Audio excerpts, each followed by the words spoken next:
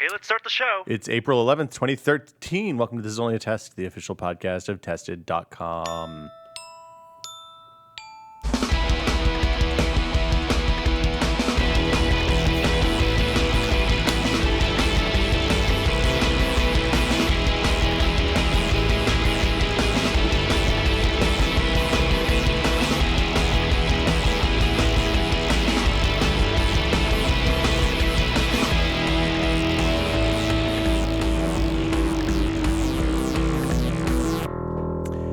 That microphone was a little too hot. And those were my headphones. Turns out I was adjusting your knob, not mine. My ears are on fire. Please don't adjust my knob. I'm Will Smith. Joining me today, Norman Chan. Hello. How are you doing, Norm? It's nice and sunny outside. It is a gorgeous day outside. I wish I had ice cream. I wish I wasn't wearing jeans. I'm glad you're wearing jeans. Me too. I can take them off right now if you guys want. right. Just say the word. Wesley Fenlon taking the third seat at the end of the table. How you doing, sir? Hello. I'm pretty well. Doing pretty well. You're doing. You had a sunny morning as well. I've been up since 5 today. Yeah, I went to bed at 4 today. So Did you get up at 5? No, I got up at like. Because that would be 8. worse than I for will. me. My alarm went off at 7:30. I was like, no, I'll shower fast this morning. So I just closed my eyes and went back to sleep for another hour. We're both on 4 hours though. Yeah, something like that. But that's kind of your daily life now, right? I think if you do it by choice, you cannot complain. Well, it's not my fucking choice that the baby didn't sleep last night. Yeah, I had 45 seconds of fun like a year ago, and I'm still suffering every day. Well, No, she's sleeping much a baby better. is a privilege. She woke up pissy last night. She slept really well for about an hour, and then Is that literally pissy, as in... Well, the thing about babies is that the moment that you put the diaper on them, they piss every time. That's a bad thing to train them to do. It is a reflex. It's like she's like, oh, it's warm and cozy in here. I was cold a minute ago, but now everything's cool. Relax. The sleeping thing she's been really easy for the most part, but the last couple of days, for whatever reason, maybe she has a little cold or allergies or something, but she's not liking sleeping. She sleeps everywhere and every time that she should sleep, except for when it's time to go to bed. So what ends up happening is that instead of going to bed at like midnight or 1, you go in, take her to bed, and then she's up and down and up and down, and she does the like the terrorism thing, the thing that they did to terrorists, where they wait until just the moment you start to fall asleep, and then she starts screaming. So that's pretty awesome. Didn't Gary say there were special nannies that help watch the baby just at night? I don't know about you, but I don't have Book of Eli money to pay special baby sleep specialists to come into the house. And then they make you breakfast as well. Really? That's what Gary said, right? Oh my God. They come at night so you can go to sleep, and they watch the baby. Mostly. And then they clean up, and they leave in the morning. They cook you breakfast. So like when you wake up, and the baby's had a great night's sleep and has been taken care of and is alive, and you also get breakfast. That would be, in a house the size of mine, that would be really weird because it's a small house. I think the poor equivalent of that is just give your baby drugs and make it fall asleep, and then make microwave sausage in the morning. Or have an invisible baby or just named put the 8 hours of sleep a night. What you do is you put the microwave sausage in the microwave the night before and set the timer on the microwave to not fire for 8 hours. That's like somebody's making breakfast for you. Yeah, exactly. The microwave is. Our house is so small that it would be weird if the nanny was there, because like she'd come into the room and walk beside the bed where my wife and I are sleeping to get the baby. Real paranormal activity. Yeah, it would be really freaky. I don't want that. It was bad enough when we had guests in the house all the time. All right. So we went to the Exploratorium this morning.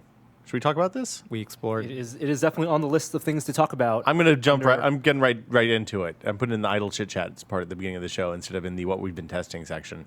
Wow, I want to talk about Roger Ebert.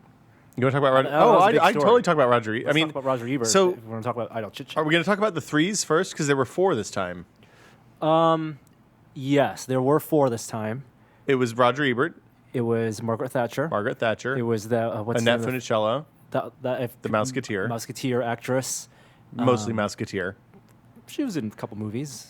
She had a resurgence in Triple Threat. Yes. And then what's his name? The director, his name escapes me right now. He was in Berkeley. He shot a ton of movies. Les Banks? Les Banks. Oh. That was the 4th. I said that with such excitement because I knew who you were talking about. But you did not because know he that was he had dead. passed away? I did, Oh, okay. but I felt like there was another 4th. I shouldn't be though. excited about that. Well, I think let's leave it at that. There's a fifth. Okay, so let's talk about Ebert. He was a movie critic, film critic. He was the original movie critic. I don't think he was the original, but he was the I think you could in the modern wave of movie criticism, when they transitioned from recounting plots and who was in the movie, I would not call that criticism. To criticism, then yes, he was one of the first wave of movie critics. If you look at it that way, yes. One of my favorite comments about him that somebody made after he died was that he basically turned movie criticism into entertainment. Like that was kind of his, and he was a good critic, but his kind of greatest contribution to movie criticism is with, him and Siskel and Ebert at the movies and stuff. They made people care about movie criticism in a very different way than they had when he won before. his Pulitzer for movie criticism. He was one of the first people who actually approached movies academically, in like as a form of reviewing Right. movies. Not just you should watch it because it's funny, and you should watch it because This X, will Y, make and you Z lol. happened. Yeah. You should watch it because it pulls from this and that, and it says some interesting thing about humanity, and that was a big thing. And that form of criticism applies to all forms of criticism now. Well, it's the big transition that games criticism has been trying to make for the last 10 years, Well, or threatening to make for the last 10 years. any form of media. Yeah, but music. I think music kind of led the way with that, right? Because if you look at what happened, I don't know what With the time, Rolling Stone Yeah, and- Rolling Stone in the 60s. But Rolling Stone was not about criticism. That was more about interviews. Well, in and the old the days, backstory. In the old days, there was a serious critical aspect to that. The stuff that was depicted kind of weirdly in Almost Famous with Philip Seymour Hoffman's character, who was supposed to be Lester Bangs. I mean, I guess he was called Lester Bangs in the movie, but he was a fictionalized Lester Bangs, not the real. Anyway, the upshot is that stuff was happening at the same time with music, and I don't know which came first when I think about it. Because Ebert started in like 69, right? He started doing movie stuff, like actual criticism in the 70s, basically. Okay. Early 70s, so. But right, his form of criticism became not only a smart way to look at movies, but also very entertaining as well. And I don't think we've had a format like Siskel and Ebert, because even when Ebert pulled in Richard Roper was from the Sun Times as well. Yeah. And the big thing with Siskel and Ebert was that they were competitors. They were the top. Well, they were the fat guy movie- and the skinny guy. They were the short guy and the tall guy. they were also- they were the duo. One was from the Tribune and Yeah. one was from the Sun Times, and it's as if I don't know what's a good comparison today. What would be a good comparison? Well, At least let's just use games as an example. It would be as if back when Jeff Green, if he got on a podcast with Gary.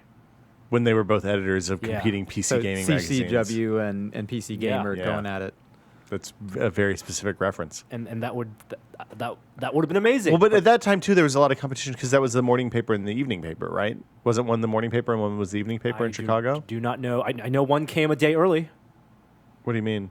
Chicago also was early edition. Oh, wow, that was One did come a day. Well, Wasn't that Ron Livingston? that was not Ron Livingston. That There's was a guy who looks like Ron Livingston. no. It was Friday Night Lights guy. Oh, that's right. Coach Taylor. What's actor of Friday Night Lights? Coach Taylor. Coach Taylor, Yeah. Come on, something Chandler. Kyle Chandler. Kyle yeah. Chandler. Yeah, Coach Taylor. Early edition. Last episode of Early Edition, when there was a crossover with never- martial law. Was martial law about a cop named Marshall? No, martial law. Was it Marshall was from the How I Met Your Sammo Mother? Hung martial arts cop. Wow. With Arsenio Hall as the sidekick. It was basically Rush Hour, but Oh with my God, with you're selling this hard. A fat dude, a martial arts guy. I so deeply regret I've never seen that show. It is amazing. It was in the era of Nash Bridges. Now Nash Bridges, they destroyed some It was cars all- on it that was one like hill. The first wave of CBS procedurals with a twist. Huh. So everybody loves Ebert, or like at least appreciates what he did for movies, for movie criticism. But Did you guys watch Ebert before? We watched he Siskel and was Ebert when I was a kid. It was on syndicated on like Saturday at the morning. movies? Yeah, at the movies. Yeah, they I sat did- in the balcony. I did a little bit. It was really boring when you were a little kid, but it was awesome when you were like 10. It was awesome because you can watch the clips now, and they're all archived online. And you can tell they were very fierce competitors because they would each try to have They would try to have the line. not only the last word, but also I guess they would take turns introducing the movie. And you could tell when Siskel was doing his spiel and reviewing a movie, Ebert was just waiting to say something the whole time. Well, so as a little kid, I was always bummed when At the Movies came on because it meant the cartoons were over on Saturday morning or Sunday morning, whatever day it was. As I got older, I became more and more interested in At the Movies because it was interesting to watch them kind of deconstruct film in a longer format in a way that I would never have been exposed to otherwise, really. And it wasn't really that long of a format. It was like 6 minutes per, right? They were pretty long reviews. They showed a clip, they talked about it. They did. They they had gave to their do everything feedback. a movie review had to Yeah. do. Compare that to the newspaper where it's a paragraph. It's like 3 sentences. Oh, no, Yeah. it's more than that. But Depends on the film. a lot of newspapers will have a section of like, here are the new releases this week. Here's what's playing in town, and you get a tiny little blurb that's like 2 or 3 sentences about a movie, and like 2 stars. This movie has explosions. It's like the DVR plot synopsis. And another great thing about Roger Ebert was that he was never too high and mighty to like a movie, dumb movie. a dumb movie. Yeah. He appreciated movies of all kinds, and he really thought movies, at least from what I've read, movies were a great window into humanity, and they let you experience the life of someone else. The best thing about movies was that they would let you experience the life of someone else that you would never, an experience that you would never have in your own life, whether it's someone from a different class or gender or different part of the world. So the other thing that happened, the other thing that was interesting about Roger Ebert is when he got cancer and lost the ability to speak as a result of the cancer surgery, Which was a kind of sudden and I think very relatively unknown shocking. thing. Yeah. Because it happened in I think 2006, and yet he was not the Robert Ebert that we knew more recently until about 2008, 2009, when he started really adopting the internet. He started blogging a ton. He was really active on Twitter very early. He was one of the first celebrities that I remember seeing on Twitter. And he shared, in addition to the movie stuff, he shared the other interest in his life, which I thought were like, I love the movie writing. That's great, but the other articles that he wrote were much more interesting. I think my favorite, because I went back and dug through all the bookmarks and stuff, my favorite was his story of being a young newspaper man in the 50s or early 60s, Mad Men era, basically, growing up in Chicago and what it was like to work in a newsroom, in the kind of newsroom that I don't think exists anymore. Those and editors and writers back then lived on alcohol and ink. Right, $25 a month and bourbon, enough to buy rye whiskey, basically. And he was an alcoholic. He was a proud recovering alcoholic in his whole later part of life. Yep. And yeah, there's so many things if you go in all his archives. And he was extremely prolific. He wrote about everything. He responded. If you look through comments, the thousands of comments, especially when he touched on things that were more philosophical, he would respond to people individually, and he will be missed. He also sometimes would write reviews and just spoil the entire plot of the movie in like the first sentence or two. He didn't really care for that. Well, the funny thing is he wrote like an editorial or something a few years ago about how reviewers should not spoil movies, and then he just kind of decided to start doing it. I think he was never point. conscious of maybe he was. I think it was contempt for the movie a lot of times. I think he just wasn't aware that for some people that's like a certain plot point was what people went to see a movie for. But he was very nonchalant, some of those reveals. For example? He did the movie Super, which I actually haven't seen because I read Roger Ebert's review of it, and there's like a shocking twist in the movie. It's like a kind of a superhero, I don't know if satire is the right word. It's like Kick-Ass, except taken Is it the seriously. teenager? It's Rainn Wilson and Ellen Page. Yeah. And so there's Juno. Yeah, so there's a big twist in that movie, and he just like first line of the review was the twist, and I was like, oh. But he didn't like that movie, Thanks, Roger. if I recall. I don't remember. You mean the ghost is Bruce Willis? Yeah. Yeah. Maybe not that much of a twist, but if he had something to say about it, he wasn't afraid to use a plot point as a way to start a conversation. He also had a book. He wrote shitloads of books, dude. He was I mean, incredibly he had prolific. a memoir that He had- that he wrote after he lost the ability to speak. Multiple volumes, I believe. And no, just Life just the Itself one? was the one book. Okay. And which was option, and I think that movie is still being made. The documentary about his life. Or biopic, as the case may be. Yep. Yeah, so anyway, I guess rip Roger Ebert. Do you want to get into the news? Don't you want to talk about Margaret Thatcher and what she meant to all of us? No.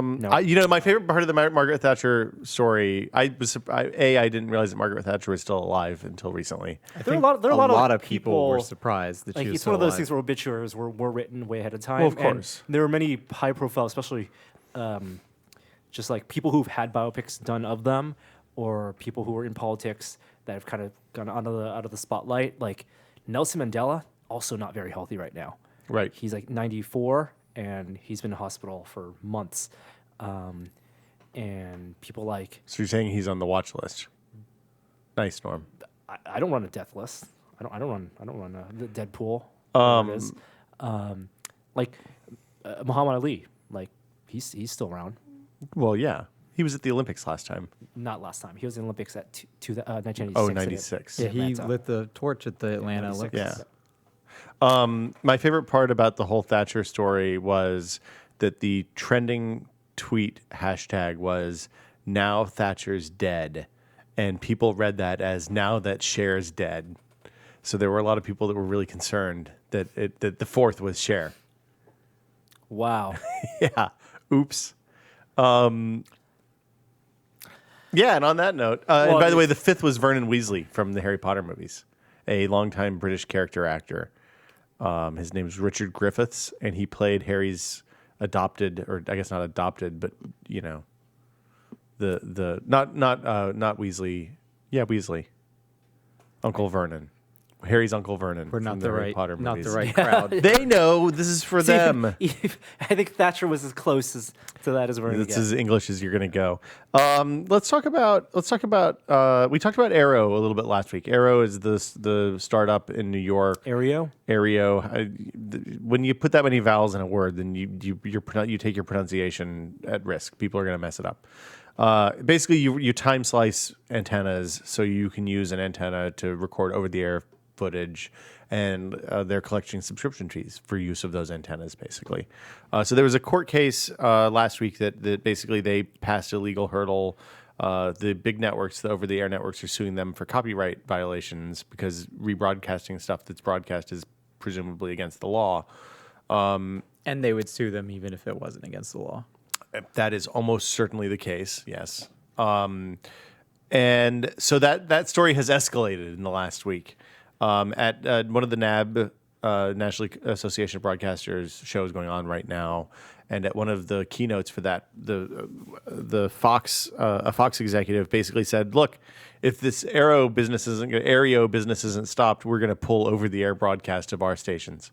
What does that mean? So that means they will turn off the radios for Fox. For and Fox, not cable Fox, but Fox. Fox. But Fox is a affiliate-based. They're all affiliate-based networks. So they I mean, some of them are. all they would just pull the rights. They would turn off the transmitters on thousands of Fox stations around the country. Are you sure they wouldn't just do it localized? Well, I mean, I'm sure that they would start localized, and as soon as those people came into a new market, they would just turn off the station. I'd say call their bluff because I don't think it's going to happen. I don't think they will either. It's crazy talk. No way they're going to happen. 50 million people get their TV over the air. Yeah. Plus, don't the networks sort of have not deals with the government, but aren't they kind of they are not supported. They are licensing the airwaves, which there are are public. obligations to the way they use that. That was airwave, the right? deal. Was that if they are licensed, if the airwaves are licensed to them for use, then it has to be in the good of the public. And that's why So there has to be news shows. Mm-hmm. News shows. well, it's why there has to be equal time for politics stuff. I don't know that you can call news shows today that we do Well, not today news, but that's why they were originally newscasts and stuff like that.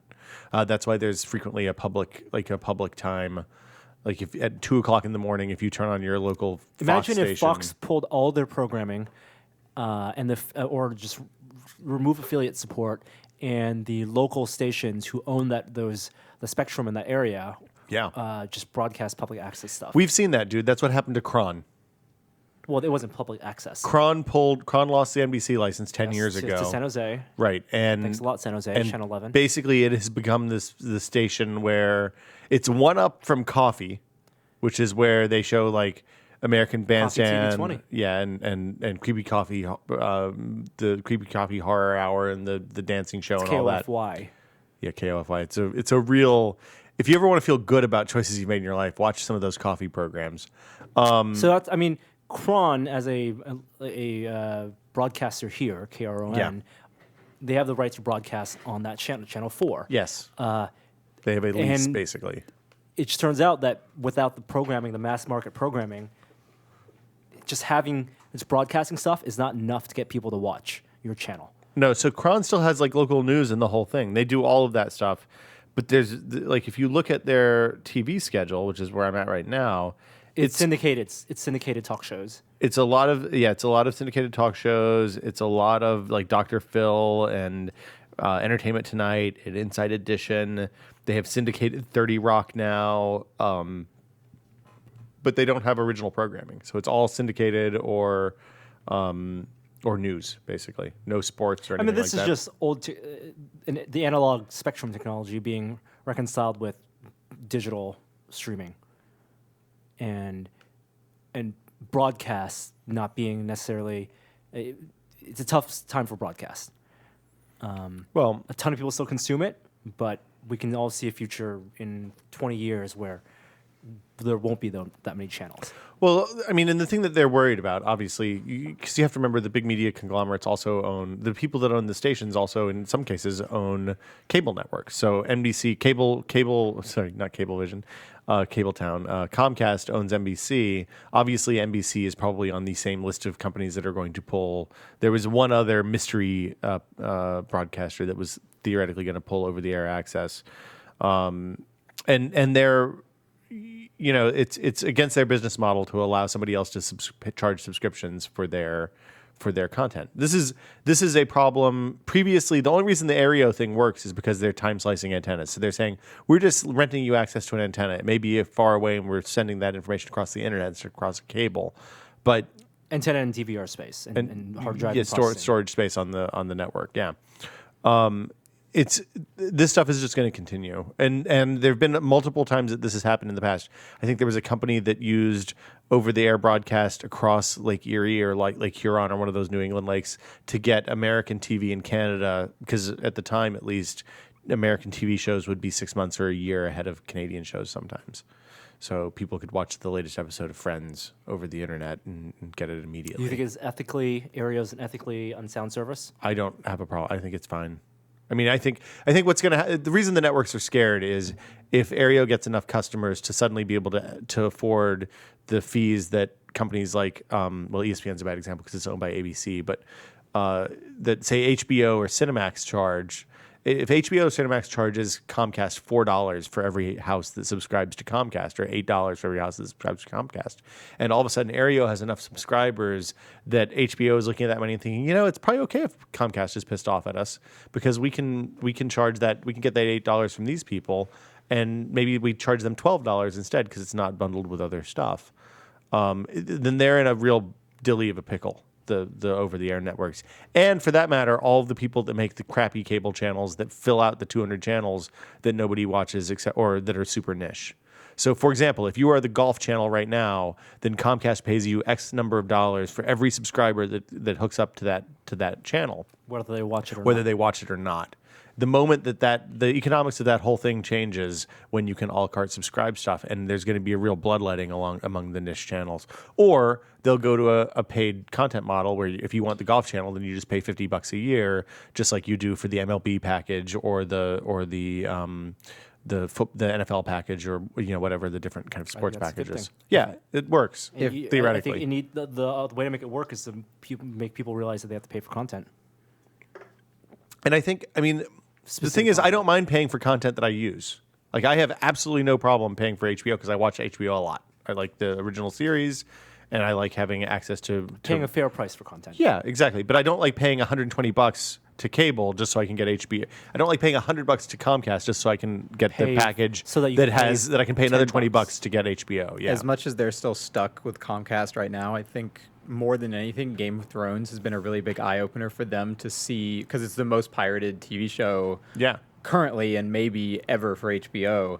Like, I feel like they're really starting to see how much money they could make just selling HBO Go, and like they're still at the point where they have all the deals with Comcast and DirecTV and whatever, but I feel like they're kind of slowly moving in the direction where they might in the next 5 years be like, oh, okay, well, In the same way, Pay AMC $10 a month to with Comcast or success- pay $20 a month to us. Yeah, and AMC Yeah. the success of Walking Dead, with the ratings for that being higher than network broadcast television. Yeah. They could totally split that off. They have that and Mad Men. It's one of those things where if you're the people making quality content, you're in an okay place. Whether it's Netflix or Amazon or HBO or AMC or whoever or A&E, if you are the people making the kind of shovelware content, the Food Networks and the Golf Channel and frankly, the ESPN and stuff like that, the stuff that has high overhead and not a ton of people watch, you have a real problem coming up, and you have to figure out a new way to make money on your that's content. the second time you picked on the Golf Channel. I was gonna say my grandmother really likes the Golf Channel. I don't have any beef with the golf. I could have picked Speed Vision for what. Yeah, I'm thinking about the stuff at the high end of the dial where I never go. If she could have the Golf Channel and the Tennis Channel, she wouldn't watch anything else on TV. Basically, north of HBO Spanish and south of the porn channels is a no man's land on cable. So And exposing the content on those channels is terrible too right now with the existing menu systems and the existing listing systems. It's entirely possible that there is a show on Speed Vision that I would totally be into, but it's on at 3:00 in the afternoon when I'm at work. And and it's not. You are sent directly to those channels that get the most publicity or pay for it. Yeah, exactly. It's a death march of content. Speaking of high-speed internet, because you need high-speed internet to spread video, that was another perfect segue brought to you by 3 hours of sleep. Google is rolling out fiber in Austin, Texas right now. Not right now. Well, soon. They have announced By that Austin 2015, is the right? next. 2014, sorry. 2015 would be 2 years away. Yeah. Probably by next South by Southwest. In other news, I now hate Austin, Texas. Even more. Why do you hate Austin? Because even they have more? Google Fiber. Oh, Or you are envious of Austin, Texas. I don't hate them; they're cool. You like the city, but you don't like the people living there. I've never been to Texas, but You're in Texas. wow. I've only been to Austin, Texas. So You've never really been to Texas either, Yeah. Norm. Oh, huh. No, I hear- entire Texas is just like I hear Austin. great things about Austin. I'm sure I would like it because it sounds like it's a lot like where I went to college, like a cool music scene and You were in Athens? Yeah. It's very similar. yeah, like I'm sure I would like Athens. Southern and, college town. So this is the biggest city that Google Fiber is being rolled out to. Well, it's only like the second or third, third, I think. It is a third because they did Kansas City, Missouri. and then they did actual city in Kansas City, Olathe, Kansas. or in Kansas, and then Austin is the third. So this is actually a real city this time. well, Kansas City, Missouri is a very pretty big city, populous dude. City, and very high tech city. It's not a happy place though. Yeah. That's gonna be very, very good for Austin. Maybe I don't know what their business plan is because I'm sure it's costing a lot of money. And I frankly have not heard from anyone we haven't heard from people who Because nobody lives in Kansas City, Missouri. have They're- Google Fiber. they're- Yeah, I'm We read have the readers. reports. If you live or if you Let us know how you like it. if you use Google Fiber or know someone that uses Google Fiber, I want to know what the experience is like. Do you know how much it costs? It's like $100 for everything. Wow. Okay. TV, phone, and the triple play. I believe Triple Play is a licensed trademark Oh, of right. Comcast. That's pretty good. Well, when Verizon rolled out Xfinity. FiOS, it was pretty damn cheap, wasn't it? I want to say it was only like $50 a month, maybe, or 80 for 50 megabit internet. Like it was really good, and maybe they've raised that since they kind of got out of a pilot program or whatever they were initially doing. But So what does Google want to get out of this? Out of doing fiber? It's. I think a lot of it's just to see what happens. Like nobody kind of knows, at least in the U.S., what happens if you give people access to really crazy high-end internet at home because a whole and not bunch of just other stuff's people, possible. entire cities Yeah. at once. There's a couple of other cities that have similar municipal fiber networks. Chattanooga has one. The town that I grew up in, funnily enough, has it's a high speed. They're not running at gigabit speeds just because they don't want to pay for the upstream and downstream connections on that. But like my parents get 100 megabit to their house for $30 a month or something like that. and it's both ways. So like they deliver, Start serving up lots of files, and running game servers. And the other thing is they can do IPTV stuff. So once you have that connection to the internet, they can take, I think, an Xbox 360 running that media room software, which we'll talk about in a minute, and they can use that as a cable box anywhere in their house, whether they have a cable running to it or not. It just has to be plugged into. I don't think Ethernet. we'll see the effects of this for another 3 years. Yeah, I mean, this is a slow burn. This is like the rollout of broadband. This is second generation broadband basically, and it took. It's ASDL, not ISDN. You mean the stuff my ADSL. parents have? The new. No. What fiber? Fiber is cable modem. Well, what we have now what is Google Fiber is. Yeah. It's like when people started getting DSL, not when people started getting. Well, ISDN was really limited rollout in only parts of the country. That's like FiOS. Yeah. Do you think it's? I mean, obviously Google has money to throw around if they want to. Do you think this is kind of just them being like, okay, we want there to eventually be way better network infrastructure in the U.S., so we're going to kind of just start encouraging that a little bit? I think that part of it is to prod the existing telecoms who'll sit on their asses indefinitely if the choice is theirs. I think part of it is to just see what happens. I mean, in the Chattanooga area, there's a ton of startups that are forming that are doing stuff that requires 50 and 100 megabit and faster internet to work, and they're doing things like streaming 4K video. They're doing medical stuff where there's like telepresence robots doing surgery and stuff like that across town, and it's all sorts of crazy stuff. We should probably go to. Is this like a road trip, like the Chattanooga tech boom? Maybe, I don't know. There's barbecue down there too. So I wonder if it's from a bureaucracy standpoint easier to install and implement gigabit fiber over something that's more a wireless play. Wireless won't go up to that speed because it's shared per node. Just wireless, Oh, you mean just rather than blanking it at the whole city with 802.11n? Yeah. It's probably much more expensive to do this than that, because like Pacifica has a 802.11g mesh network where they just put the repeaters up on every power pole basically. I bet there's more FCC roadblocks. No, that's all in unlicensed spectrum, so you can do whatever you want. It just has to accept interference. Like there's no, if you want to put municipal Wi-Fi up, you don't have to get FCC clearance, I don't think. With this, you have to run new cables. So, for example, in Bristol, they for 10 years ran fiber along with every time they replaced power cables, they ran fiber alongside it. So at some point they looked up and were like, well, if we spend 3 months on this, replacing the remainder of the cables, we can have fiber through 90% of the has town. Power and Ethernet. Pretty much, yeah. And at least this is going to be way better, 10 years from now. Like if you put 802.11n in a whole city in 2 years, everybody's going to be like, why don't we have AC? Yeah. But this fiber is going to be good for a while. You guys are probably a little too young to remember when broadband was just starting to roll out. I mean, you're probably no, I had remember. 56K until 2000. I had 33K until something. Yeah, 2001. So, wow, and you lived here? Yep, because AT&T DSL did not reach that far. There's even here? That sucks. Local AT&T was just half a mile too far. Oh, see, I bought into ISDN in like 1995 because in Tennessee, for whatever reason, it was really cheap. It was the price of a normal of a normal duplex phone line. So they had there was some sort of state regulation that made ISDN crazy cheap in Tennessee, but it still sucked. It still sucked. It was still 128K at best. I want to say I didn't get DSL, and that would be 1.5 megabit until 2004. Yeah. Okay, so maybe 2000. Because you need to be a certain distance from the local, CO, the last mile, and also no D-slams. There were a lot. Still today, like you get all the filters and everything, which is a hassle. Yeah, so it was expensive. watching broadband roll out slowly from someplace that had no chance of getting real broadband for a long time was really painful. And we're going to be in that same situation for the next 10 years. Thanks.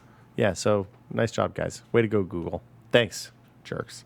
Let's talk about, while we're talking about this stuff, let's talk about Media Room. Because Media Room is something that Microsoft's been peddling for a really long time, kind of unsuccessfully, just because the IPTV rollout was a little slow. I know they ended up with pretty good market share, but it's basically a cable box that operates over the internet instead of over the coaxial network. It took them so long to get this going with the 360 that I feel like it's going to be a much bigger push on the next Xbox. Like it's going to be a built-in...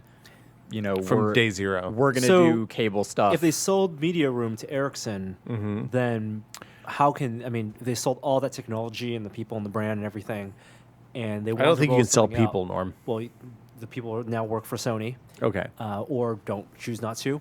Then if they roll this out again, something very similar with next Xbox, which is something we're expecting, then that's a pretty bad deal for Sony. My hunch is that it's going to be an ecosystem, like an app ecosystem situation, where instead of like right now, the problem with the apps on the Xbox is that if you want to sign into HBO Go, then you have to authorize with Comcast. If you want to sign into the Xfinity app, you have to authorize with Comcast. If you want to sign into So instead of the a Cinemax full app, service, it is just it's piggybacking on your existing service. that would be my hunch, and that you'll have a live TV, a way to watch live TV. You'll have a way to watch on-demand stuff, and then It's there'll be like some sort of centralized authorization thing, Like the so ESPN thing that you have on Xbox right now. Yeah, but instead of each app doing its own authentication, you'll just set up once and say, "Hey, I pay for Comcast. Here's my credentials," and then that'll pull in from Comcast and let you know what works. They hopefully don't want to the be a whole- content provider. They do. Well, they want They're to going be to keep selling Zoom stuff in the Xbox store. Right. Do you they think- don't want to be like a live content provider, Are live they video. are they going to? I think they will do their live. terrible, shitty UI next. Like, You mean this the time around? tiles? Yeah. The modern tiles? It's so bad. You don't I like think those? I Those mean, will. I like it in theory, but the Xbox uses it terribly. Like they It's just gotten worse every they time. bury it's so much information that should be so easy to access, and like there's super weird divides between what is like. There's like a tab for video, and then there's a tab for apps. Yep. Yeah. And all Videos, you want to buy stuff from Microsoft Yeah, and directly, all and apps the- if you want to piggyback on all the something video else. apps are under apps and not video. It's like Yeah. it's And terrible. plus, if you want to switch from ESPN to HBO, you are closing an app and launching an app as opposed to on TV. and logging in and out every Yeah, and time. logging in I and think out all as that opposed stuff to has to get pressing a faster, button. right? I mean, that's the goal is that if you want, it should work the same way it does if you're changing channels on the TV. And I think that they do have to have live video. I mean, you have live video in the No, I'm saying ESPN they have app to right live now. video, but I don't think Microsoft's going to be a Comcast. They're going to supplement Comcast. Yeah, they're going to provide a service to Comcast that just uses their box as a cable box, basically, but without the media room stuff, which never really gained traction. I haven't used the Wii U, but it really bums me out that the Nintendo TV stuff was apparently just like really poorly implemented. And it isn't surprising because Nintendo has no experience whatsoever with that kind of How people use that? application stuff. Yeah. But I mean, because they haven't done applications before. Like they make video games, they don't make programs. So the TVI stuff, I used it a fair amount. It would be really interesting if you look at it in the context of a typical Japanese household where you have a TV and it's a relatively small TV and it doesn't have like a big entertainment stereo system hooked up to it, and maybe you have a cable box or maybe you use OTA. It's kind of interesting because it provides a lot of like the cable box functionality. It gives you a good interface. in a little bit smarter way, and it works as a universal remote unless you use a receiver or something else to control volume, in which case it's essentially useless. I like that when you think of a standard Japanese home, you think of a small TV, but all the big Japanese and Korean companies sell big TVs. Well, but it's to us. Anytime I see pictures of Japanese homes, it's like a 40-inch TV on a wall in a tiny little Kyoto apartment. So I just assume that it's No, it's true. Yeah. We buy big TVs here.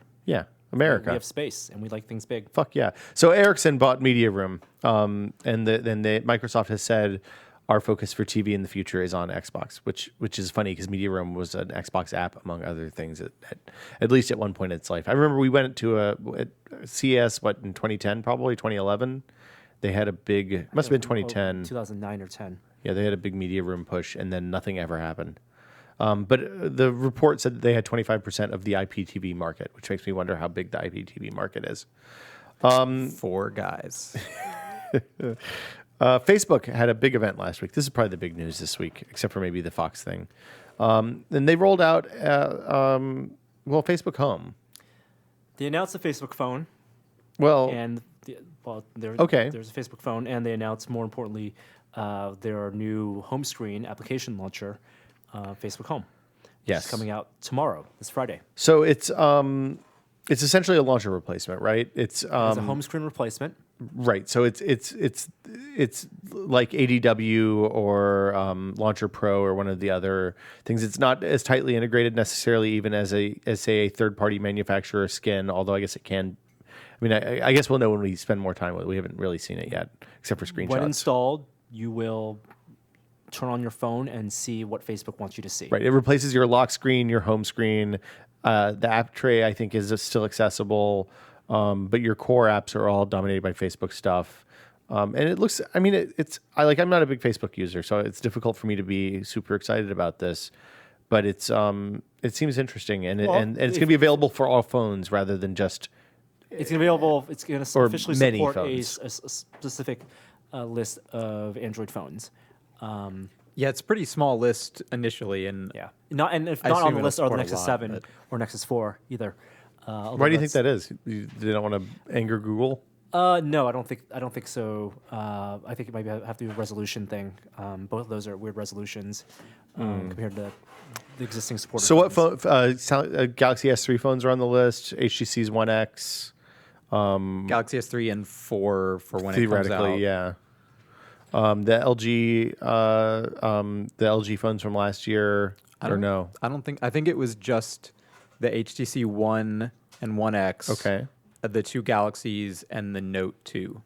Oh, wow, I that is a think- really I small think that list. was all. and Yeah. HTC First, which is the Right, entry level the new Facebook phone.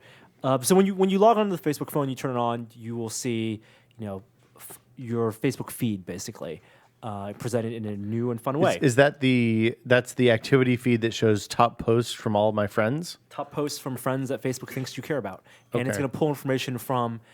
So, for example, if you're on the Facebook website and you interact with someone a lot with messages or view their photos or something or like their posts, then they are people that Facebook thinks you are interested in, and their information gets shown more prominently than other people who are still your friends. That's how they differentiate. That's how they get around the Google Plus's circles. Is there a way to turn that off? Because there are a few people that Facebook message me fairly regularly, and it's the only people I do ever not talk to believe on so. Facebook. You can like hide someone. I can think. hide them, right? Yeah, you can hide okay. them. So Facebook's doing the same thing with what you do on your phone. The people that, because it'll be tied to all the basic phone applications, the people that you email and you call and you message, text message, SMS more frequently, their information will get, and their updates will propagate to the top of your feed. But that also means that you're sending them a lot of information about not only who you're in touch with and who you're in contact with, but also what applications you're downloading and your location and the places you check into and all of that stuff. Free marketing info for Facebook. So are you worried about privacy with this, Norm? I know a lot of people are. Are you? If I used it, I would be. I don't check in the places I go. And I know that all of that stuff, the only reason Facebook would want that information is to more direct, to send me more ads. Yeah. Or more ads tailored more specifically And it's to not you. something you can opt out of. Well, you can. You just don't use Facebook Home. Yeah, so That's how you opt out. So we'll do some hands-on when we can download the software and put it on a phone in the office, and we'll let you know how it goes. Microsoft's Director of Communications or VP of Frank Shaw? Communications, Frank X. Shaw, posted this long TechNet post about how he was shocked when he saw the Facebook home announcement, and he had to go check his calendar to see if it was possibly an April Fool's joke or whether it was actually 2 years ago, because everything that they said in that Facebook announcement was something Microsoft had tried to push with Windows Phone 7, putting people first as opposed to apps first. Well, then he's going to be real pissed if this thing is successful, huh? Yeah. Yep. Frank is a little bit outspoken sometimes too. Just in case you have, he's a and- good follow on Twitter. To be fair, Microsoft did do all that, and they have not gained too much traction.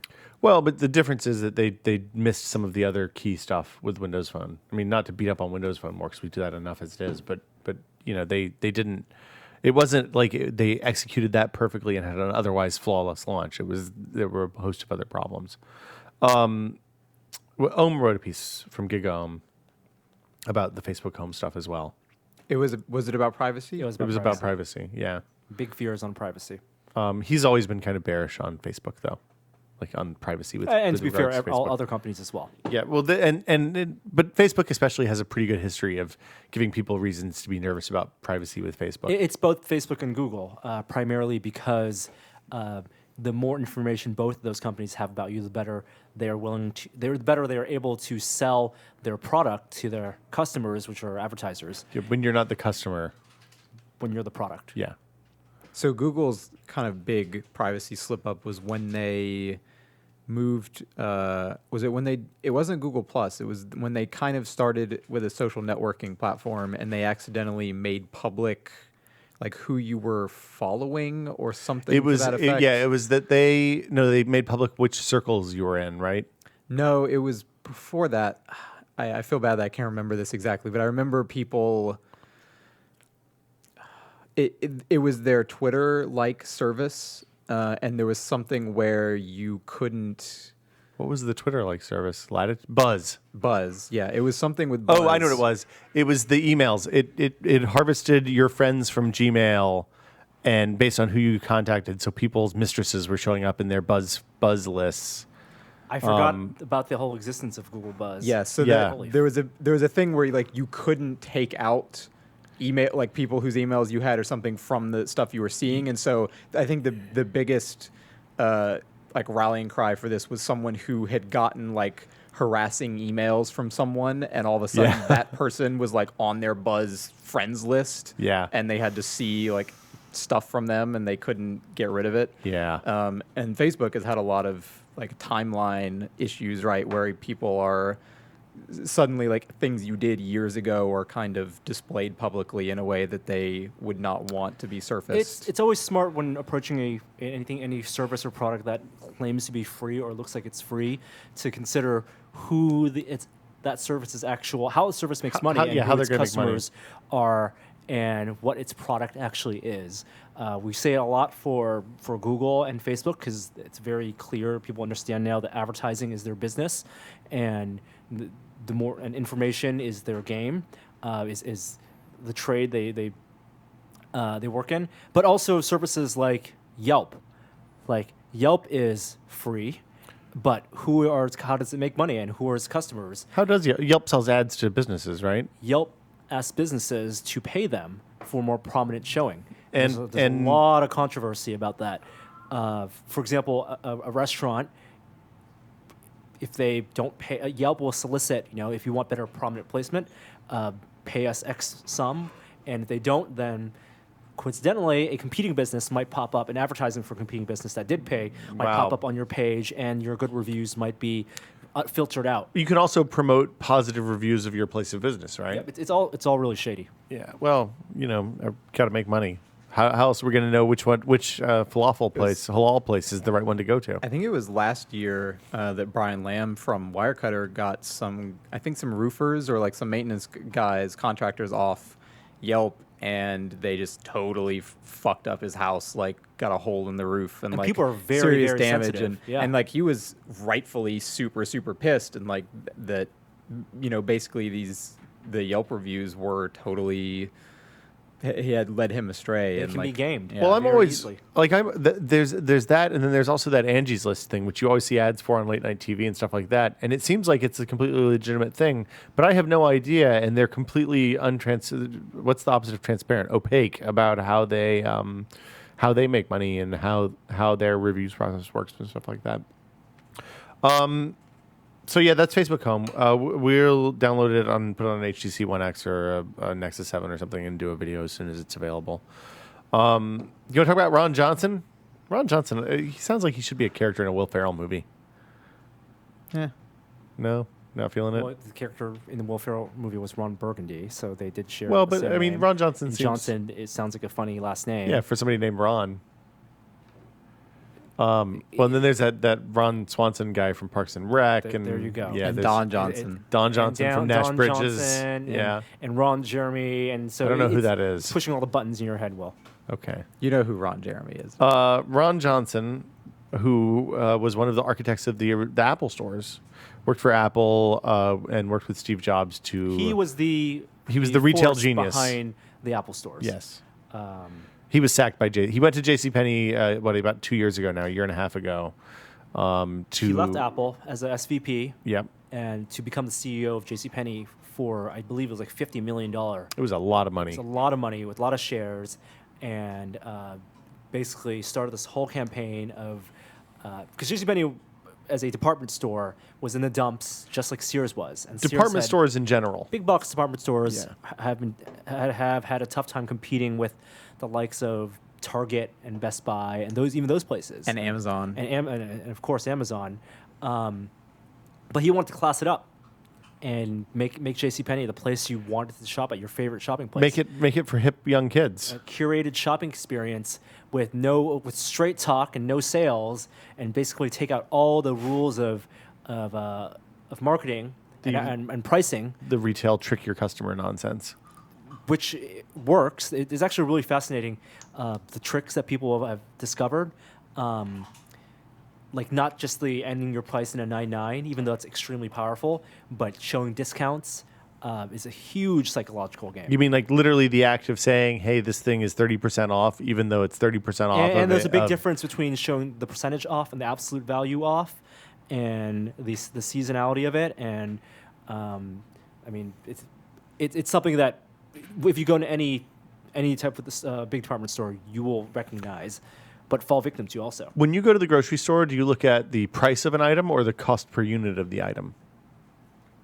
Do you know about the cost per unit? What do you mean? Oh, you mean like it's not produce? On the tag, no.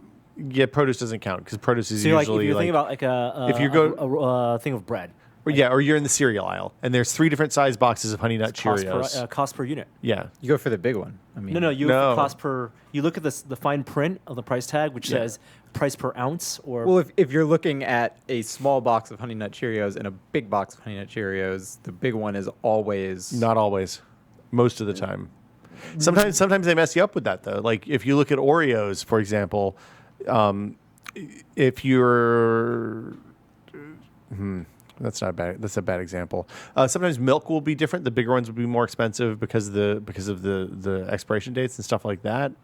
The big one is not always cheaper. you look at the per unit cost. Well, per and unit obviously cost. it's not cheaper like across different things either. Like Well, and then the tricky thing they've started doing at Safeway lately is 2 items in the same category, maybe not identical items, but say Honey Nut Cheerios and off-brand Honey Rolled Oats one will be priced per serving and one will be priced per ounce. So you have to figure out per ounce. That's how many servings in an ounce, how many ounces in a serving. And that's so sleazy. it's really, really shady.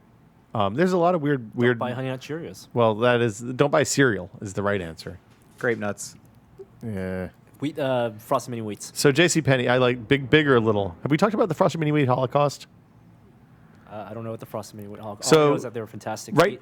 Do you like bite size or I will eat them all full sizes. size? Full size is fine as long as they're frosted. So Kellogg's removed The full size. the full size. They're gone.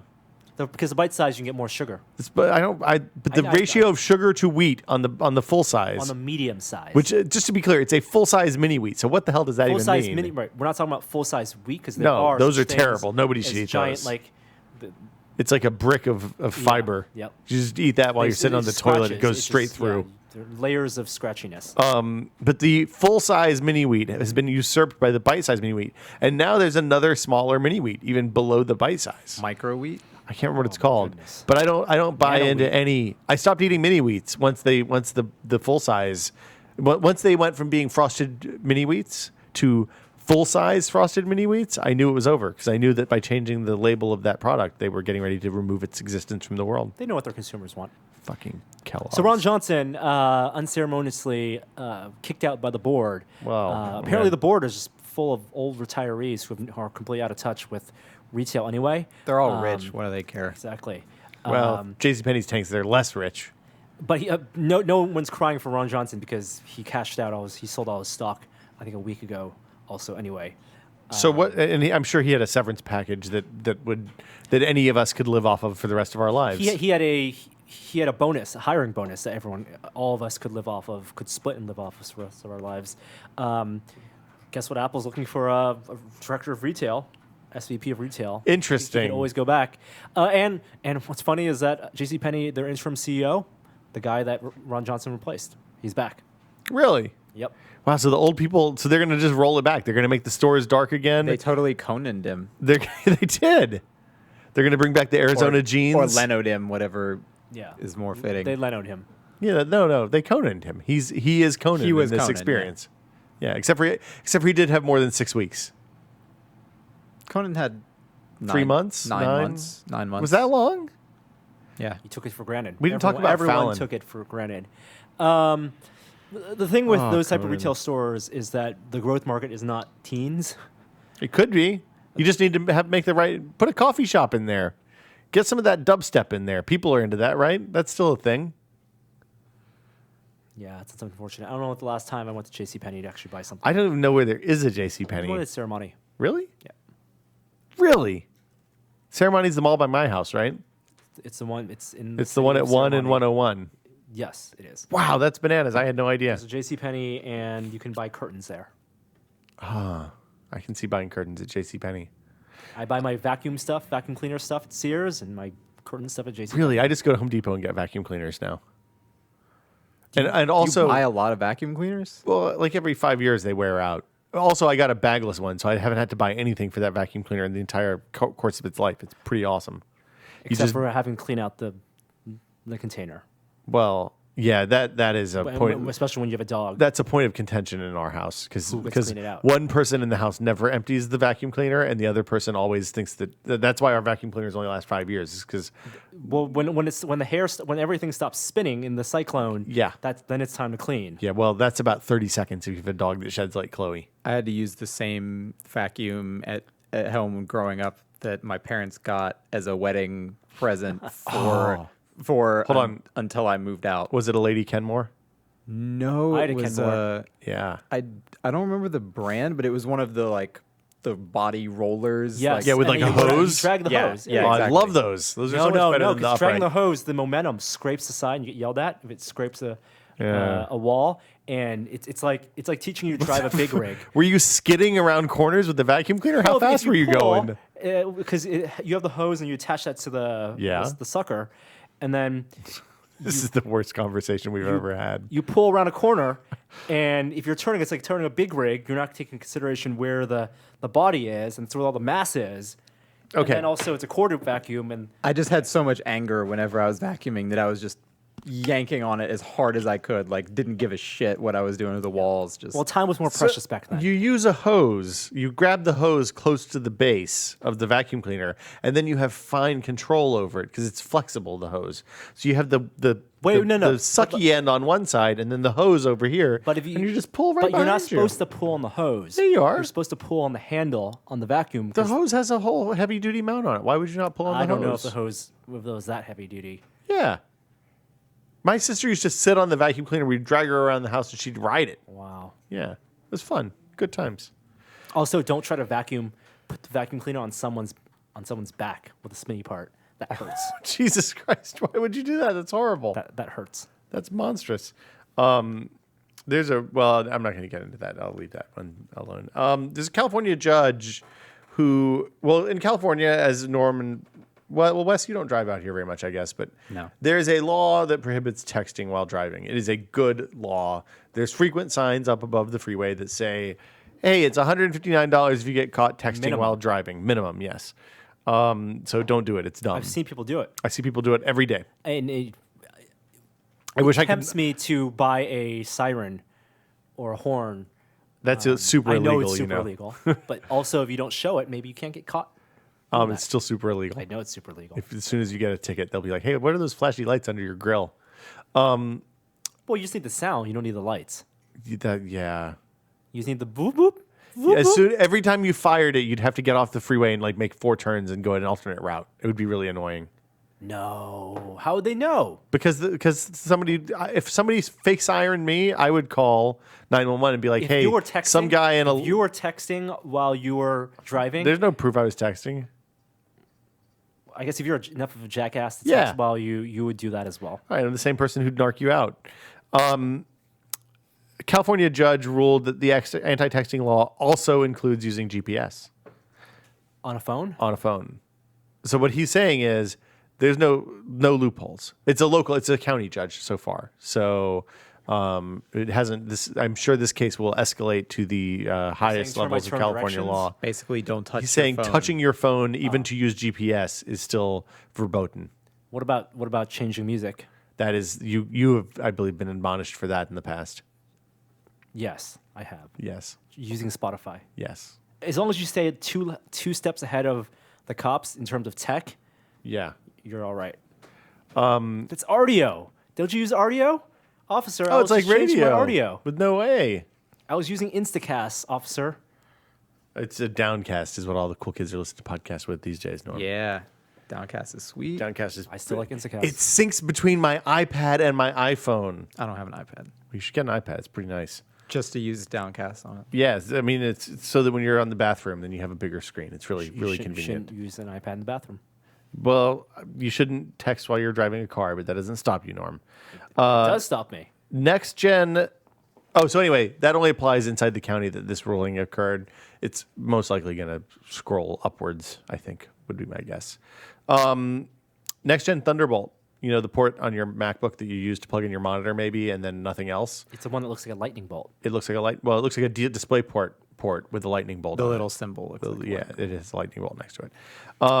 The next gen will be 20 gigabits per second versus 10 gigabits per second. It's unclear whether that's because the next gen, where that speed is. It's going to be a new controller next year. multiple Still multiple Yeah. multiple channels. Still not. It's not Yeah. fiber. But is it two? optics. Is it 2 channels or is it 4 two- channels it now? is, It is, I believe. Well, 4 channels. is it? I think it's currently 4 channels, but it operates. Well, it's up down. It operates in dual. So right now you're getting 10 both ways, 10 Yeah. gigabits both ways, and next year it'll be 20 both ways. And that's still is on 2 reaching- channels. It's just the channels are going to be twice as fast. yes, Okay. like it, 2 bidirectional channels. okay, 4 exactly, total, yeah. correct. and so the only thing that's changing this year is it supports DisplayPort 1.2 now, which means you can use a 4K monitor. Okay. If you get basically the new line of MacBooks and whatever that come out later this year with Haswell, Yeah. will come with that controller. And Because that's it will be built into the Haswell chipset. if there's The a high-end Haswell chipset.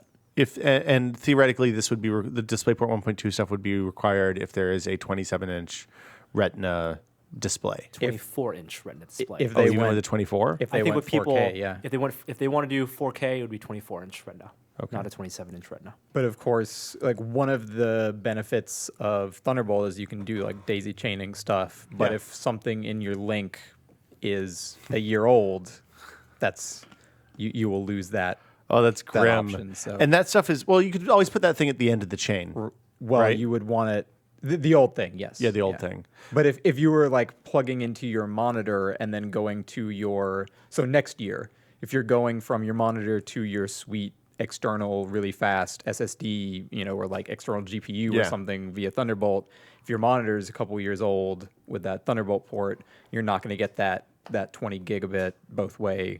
But there's speed assuming through it. everything has 2 ports, there's a way to make it work. Where you put the fast stuff on the inside and the slow stuff on the I outside. presume Assuming that doesn't bring the whole For chain a down. GPU, Maybe. the GPU would have throughput, so the monitor would be on the other Yeah. side of that. But storage, I'm not sure. So I was at the Apple store the other day picking up my busted MacBook, and which is fixed now, by the way. That was You're nice. using it right now. It's free under warranty. under Was it warranty. under Apple Care, like extended Normal. Apple Care. I think I just got normal Apple Care. I can't So you remember. paid the $99 a year, or was it? I just don't under the remember. This is standard just the warranty? normal 1-year warranty, probably. Wow. I got to look and see. I might have paid for the full thing. There were a lot of feedback from readers who actually, Yeah. listeners who work at Apple stores, providing various levels of insight into the actual process. I had a lot of people who said that the right way to handle that is just to play dumb. But if you play dumb, sometimes that helps. It is a gamble. It's like the parents. The parents always say they want you to be honest, and if you're honest, That's always a lie. The honesty will be rewarded for- with lenience and mercy. Did that actually happen in your world? Because in my But you world, when I was always honest, take I the always got gamble. nailed. You always take the gamble. You want to feign honesty. You want to give the illusion that you are reluctant, that the information you are yielding is something that you're reluctant to give up, so that you can get that honesty, but still hide The really bad thing. Yes. My dad always accused me of being honest enough. So it was that Not honest enough. No, honest enough. He said I was always right on the line of That's just an honest enough. accusation. Yeah. So Yeah. that's not. Nope. You got to show more Yeah. remorse. Yeah, bring it up. But it was interesting because basically everybody said that most everyone said that should probably be covered under warranty, or it was the kind of thing that they would never be able to figure out, so they would probably just have to cover it because like nowhere in it does it say, piping 12 volts into the USB port is not covered. It does say misuse is not covered, but using a USB device in a normal fashion is not necessarily a bad thing. User error. One really interesting email we got, and I don't want to list this person's name, but it's someone who works as at a service center, Apple Service Center, is that there is actually a dent inspection tool. This was really interesting. And this looks like Is it a magnifying glass? No, it's tough to describe. It looks like a beer key. It looks like a beer It's opener. like an L shape. It kind of looks like the glyph or What was the glyph? The glyph was that little iPhone stand, iPhone right? tripod stand. But it would sit flush, and it would tell if the metal was bent. If there's a rock to it, then the metal's bent is what it looks like. Yeah. Anyway, I was at the Apple store, and I was, they make you stand by the accessory wall while you're waiting for your machine or waiting for the Genius, and I was stunned by how many Lightning peripherals there are now. They're all hard drives for the most part, but there's a ton of not terribly overpriced hard drives, SSDs, and like RAID arrays, JBODs, and stuff like that. Variety is kind of the issue of like there's like four manufacturers. The types of things that you can get. I wonder if people want to know about this information. You mean the warranty stuff? Yes. Well, we can get into it. No, I'm saying like as a written story. Yeah, I'm gonna get back to this listener who might be listening right now, and figure out what we can do because this is interesting. It was pretty cool. I'd never seen that before. That thing. The one thing that I was surprised is that there aren't any really Lightning enclosures yet. Like usually, you can go for $30 or $40 and buy a USB 3 enclosure or FireWire enclosure for a hard drive that you just put your own drive into, and then it becomes an external drive. But there aren't any of those for Lightning stuff yet, which is surprising. Lightning adoption has been real slow because of the very, very strict spec requirements for accessories for Lightning. And there's not a lot of stuff that supports the PC either, even though There's it is a couple of Sony. like it is technically possible to have Lightning on a PC. Like nobody does basically, but one of the things I did for Wirecutter when I was doing big premium storage. Well, are you talking about Thunderbolt? Yes. What did I say? We've been said talking Lightning. about Lightning yeah, this whole time. I don't know why. It's because the picture on the computer is a fucking lightning bolt. Yeah. For Thunderbolt. Dumbasses. But one of the big external hard drive things I recommended does like it can work with a Windows PC, but they just don't have it like they don't have the firmware for it basically because nobody. There's nothing to test it with. Well, yeah, no, because much. even the computers that have it, and some Sony laptops have it, PC laptops have it, they use third-party controllers, and then you need special firmware for that. But it's built into the chipsets on the Intel chipset, so then there'll be more adoption. And I use a ton of external drives to move big media files and stuff around, and just to supplement the 256 gigs in my laptop. But the thing that I've found over the years is that if I'm working on Macs and PCs, I usually have a Mac external drive and a PC external drive. Just because it's the issues with file system between Mac and OS 10 are still not great. I mean, OS 10 and Windows. Just call it Light Peak. Go back to his I liked original name. Light Peak. That was a good name. It was a cool name. Do we want to talk about the movie? So let's talk about NAB stuff. There's a ton of good stuff coming out of NAB this week. I kind of feel like maybe we whiffed by not going this year. Last year was maybe a slow year. I think every year, same year, we just didn't know what to look out for last year. That's possible, And too. also, it's tough to see that stuff when you're actually there. That also is true. So there's this thing called the movie, I guess. It's spelled weird, but pronounced movie. MOVI? Yeah. I understand the stuff that it's replacing in a like theoretical way, but I don't understand exactly what the differences are. But basically it's a gimbals based image Gyro stabilization system. stabilization system for cameras. A 3-axis gyro stabilization system for handheld, steady camera. So it's like a handheld Steadicam, basically. But instead of using a weight base, Steadicams are weight based. So you use a counterweight that's lower, or change the center of gravity so that where you hold the camera. So when you do handheld movement, it looks steady. It's like the guns that Vasquez and what's his name, Lebowski used in Aliens were based on Steadicam mounts. Those ones with the weird pivots. That was a Steadicam count that was modified for use in the movie. If you don't know what it's, also you can go to YouTube and Google Steadicam, and there are like a million videos where people are showing you what it looks like. So the basic principle, from what I understand, and maybe Joey can clarify, is that a Steadicam works by changing the center of balance, and so that the weight is not. So you're using, when you're holding the camera, the weight isn't on the lens or the camera; it is somewhere else. Where when you're moving it, it is your natural hand movements look more smooth because the weight is holding it steady. There's the shift. It separates your movement from the movement of the camera is the other thing. And people have made really cheap Steadicam substitutes by just attaching a pole to the bottom of the camera, and you hold the bottom of the pole where the weight is, and then so you're not shaking the camera. I think what's the guy's name? Johnny Chun Lee. He made one of the first cheap Steadicam systems. The thing with the weight and the pipe, right? And the pipe. Yeah. So this is not that. This keeps the camera steady by using gyros. And the video, which you have to watch online, looks incredible. Basically, you can hold the system, and you can, once you have it set up so the camera stays fixed, you can basically move the system around the camera as fast as you want, and the camera will stay fixed. And then you get really nice translation movement without rotation. Yeah, the amazing thing about that video was watching the guy go down the spiral staircase with what would have been like a crazy boom shot or something with a more traditional system, and also they're mounting them on drones. So they're mounting them on camera drones, like 8-rotor high capacity camera drones.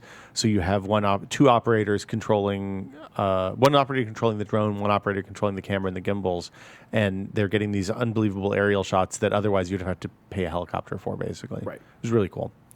Because putting cameras on drones is not new, and the shots look great, but then you need to have a good stabilization system as well. Yeah. Or you have to shoot them higher resolution than you're going to want image stabilize, and that your mileage may vary with that. So this system was announced at NAB, and it's $15,000, and that's a system that will hold a camera up to 10 pounds. Yeah. Which is not a lot. It will do a DSLR with nice lens and some gearing, but it is for that market. It's not for putting RED cameras and Aereo Alexas or any of that stuff. Well, and renting that kind of stuff is expensive. If you rent a Steadicam or rent a boom for a couple of days, that can run you that same amount of money.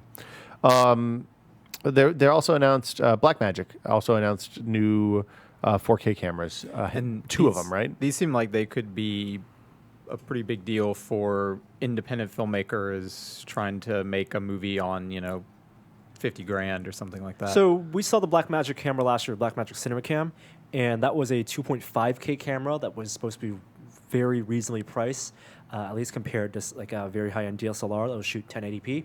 Mm-hmm.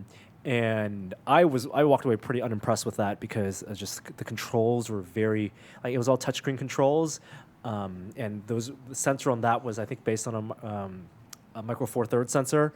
So even though you can use EF lenses, I was not optimistic about the light quality on those cameras. But a lot of people who were in that market for, I think, I don't know exactly how much that one cost. It was like $3,000 or something. Yeah, right? It was under $5,000. Much cheaper than buying something like a RED.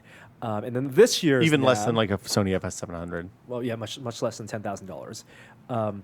This year they announced a 4K camera, but then the big announcement was a small pocket camera that shoots 1080p in what they say is RAW, and that's Cinema DNG, uncompressed video, and onto SD cards. And it looks like a point and shoot. It looks like a mirrorless camera. It's the size of what people say is the size of an iPhone, but does high quality 1080p. And so what we're seeing is, we're seeing faster processors get smaller and image sensors get smaller and not needing a big bulky camera to get advantage of good quality video, which is really the advantage of digital video, the size and weight and portability and mobility compared to a film camera.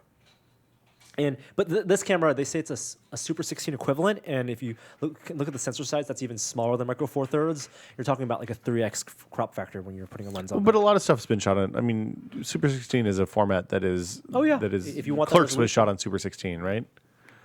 Yes. I think yes. Let's. And that one's $1,000. $1,000 is pretty impressive. Do you want to talk about the Panasonic Micro Four Thirds cameras, or do you want to go to the Phantom? Let's talk about the Phantom first? Flex. So again, another big thing at NAB was what's the company? Vision Research that makes the Phantom.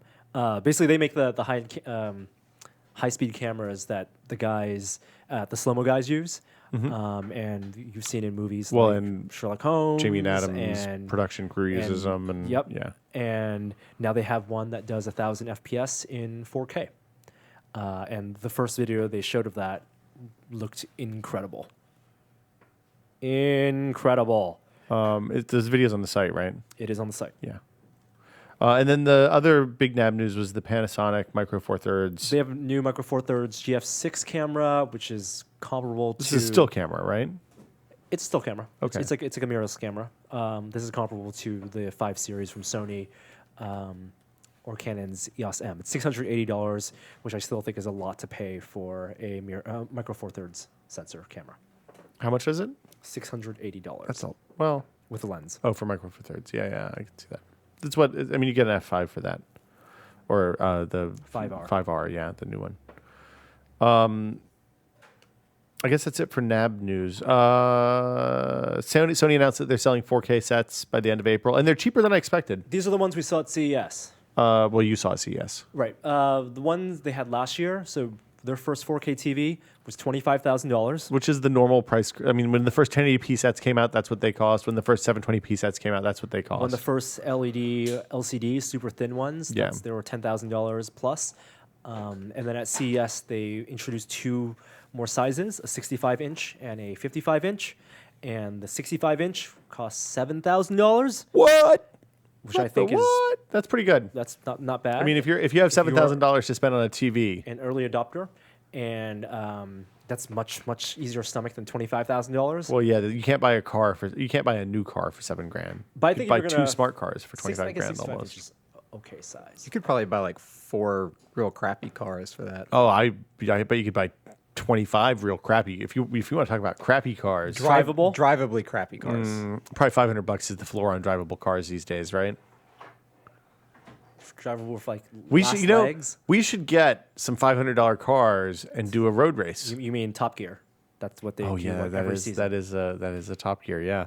But they don't do it in San Francisco. They don't do it. They have done one in San Francisco. We could go to Portland. We could call it the Hipster Challenge. We had a drag race like right outside our house a month ago or so. I don't think it was a drag race. It was some type of Fast and Furious thing. Like street racers with lights and shit on their car? Well, here's the thing. It was I think it was maybe at least 100 cars. It was a lot of cars. It lasted for at least 10 minutes. Got really loud outside. Did the cops not come? What happened was that there's a big boulevard outside my house called Sunset Boulevard, and there's stoplights on that. Yeah. And these cars were mixed with other cars who were just driving along, and they would actually stop. Because it was like 12:30 at night, so there wasn't a lot of traffic, but there was still some. Right, and they would stop at each light and then rev up, and when the lights would stop, they would speed up to the next light. That's why it was basically drag racing, because they were driving like 200 yards. Yeah, they're long blocks, but it's still not very far. And then drive for like 3 seconds and then stop, and it went on for at least 15 minutes. So was there somebody in the middle of the road like holding a flag? Was there like a pretty girl out there or something, or no? There was not that. There was a lot of xenon lights. Did you see pink LED slips lights. traded or anything like that? One of our housemates was caught in the middle of it. Like on the road? In the road, and there was a cop checkpoint like a mile back. Well, nice work, guys. And like a DUI checkpoint? No, like a police car parked on the side of the road, and a cop standing there.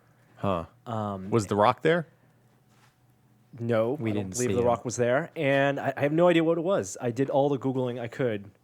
Those guys, it's underground, no one man. had It's not gonna be on the tweeted Googs. or wrote about it. Gotta get on MySpace for that. I know. When I Live Journal. When I lived in the Sunset, people would come down the road from Gary's old house because I lived down the hill from where they lived until just recently, and they would come barreling down at like 85 miles an hour and then just do donuts in the four-way stop at the top of a hill. And one day a kid got his back wheel off of the edge of because it was one of those hills where it's like steep coming down and then flat and then steep coming down. And one of his back wheels like went off. And when it came back on, he skidded real bad and took out like 3 cars that were parked on the street. 2:00 in the morning. It was really pretty awesome. I want to see somebody ghost riding someday. What's ghost riding? At least I believe that's the right term. It's where you drive your car at like 10, 15 miles an hour, and then you get out of it while it's still moving, and then you dance around the Right car. outside the car or around the car? and then Dude, you get 15 back miles in. an hour is hella fast to Maybe run slower a than that. circle. Not 15. Like basically drift speed. No. Drift speed's pretty fast, not man. drifting, but like neutral. Coasting. Right. Coasting speed. Okay. Yeah, not It's like fast and people furious drift at like drifting. 60 miles an hour. No, like you're not pushing on the pedal, but your car is I rolling think I forward. did see that once. It was a thing for a while. I'm sure it's still. This sounds popular dumber in- than planking, man. Oh, it's real dumb. I mean, at least one person has like run themselves over with their car. No shit. I've totally seen this. Of all the stupid things to die of, being run over by your own car would be really, really bad. While dancing. Or getting your car stolen while that happens, while you're dancing around. That'd be hard to that explain would to be the cop. amazing. Depends on whether you like your car or not, right? This is a perfect use of a drone with a camera behind you, Exactly. following you. Exactly. So they also announced the 4K media player. It's available now, or available at the same time as the TVs. It's gonna be $700, but the 4K downloads, the 6 This movies is or whatever, the pushed back. circular media player that comes with 10 movies. It looks like a Roomba. It's flat on top. Yeah. It looks like a spool of film. If you buy a 4K TV, there's not much you can watch on it that's actually in 4K. You can upconvert stuff, and the scalers they look okay. But if you want real native 4K content, you basically have to buy this media player. And even the movies that come on this media player, many were not shot in 4K, and they were just upconverted. Oh, hold on. So instead of like ripping the film master, I want to say that I want maybe the majority of them are, but I don't think only a few of them. Were it was a shot weird digitally. list of movies, right? It's all Sony Pictures, and it was like Spider-Man, The Amazing Spider-Man, and then like 5 things you probably didn't The want to other watch. guys, Deuce Bigelow or something. Taxi Driver, Bridge over River Kwai. Hold on, Taxi Driver, the Robert De Niro Taxi Driver, okay. Oh, I guess it was Taxi. that Sony was did the- a really big restoration of Taxi Driver just in the past Yeah, so maybe couple maybe years. that was, Okay. that's part of it. Was that a Columbia film? Is that why Sony's doing it? Must have been. I guess I don't know. And then the digital textbook story. This was interesting.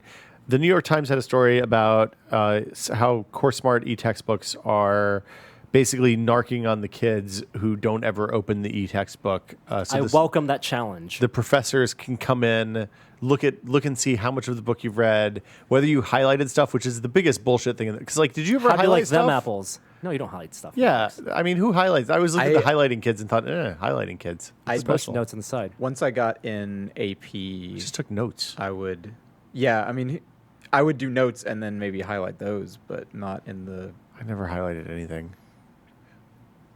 AP, not AP, in college when I took like the comm law, when I took comm law and like had to really study What's commercial law? communication law.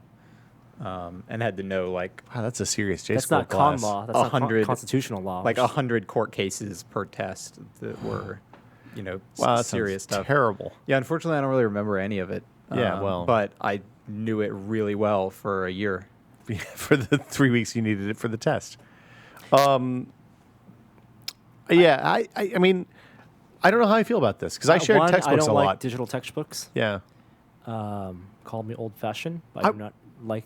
Textbooks suck ass. Come yeah. on.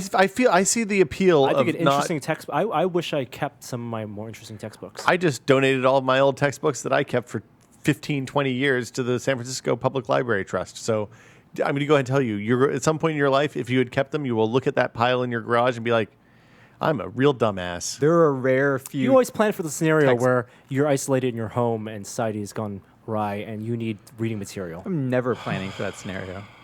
I always wonder, do I have enough in my room and within a 20-meter radius to sustain myself intellectually while I barricade all my doors and windows?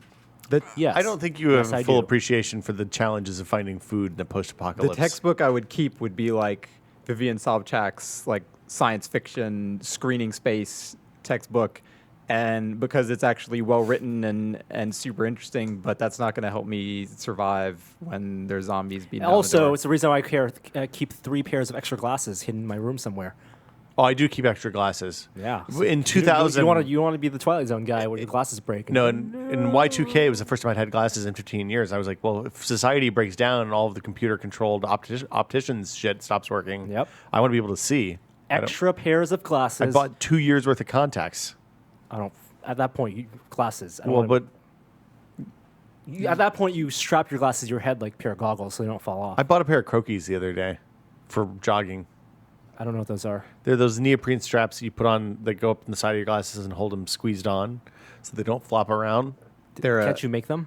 I mean, I guess I could, but it was easier to pay $4. they are a frat boy Didn't we make them last year? icon. But you Yeah. didn't- Standard. No, that's different. So this goes around the back of your head. Oh, those. Yeah, those things. Those like bright green ones. I got a black one.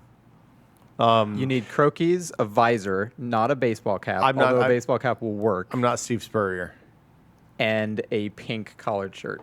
And then I need to go to the lake. maybe. Salmon Salmon collared is shirt. good, yeah. And flip flops. Yeah. Well, if you go to the lake, a strap to keep your sunglasses from going in the ocean or in the lake is important because it's easy to lose sunglasses in the lake. I just wear and a keen shitty sense plastic sunglasses of in the the lake. value of gold and currency. What- Yeah, what- and, what? and accounting stuff. What are you talking about? Just that type of person who would do that. Why did you need those things again? Because when I jog with my sunglasses on, then they flap around like fucking crazy and they drive me crazy. Why do you need glasses when you jog? Because I can't see traffic. Also, I like to see things. Like going jogging without my glasses on is like the blurriest world you've ever been in. How about this? Maybe you I were will- just not meant for the I'm gonna let outdoors. you wear my glasses and Nope. you go jogging so you can see what it's like. That's all right. We Okay. should shoot video of you jogging without your glasses on. This would be fantastic for Have you like seen 3 Gattaca? minutes. I The, have not actually.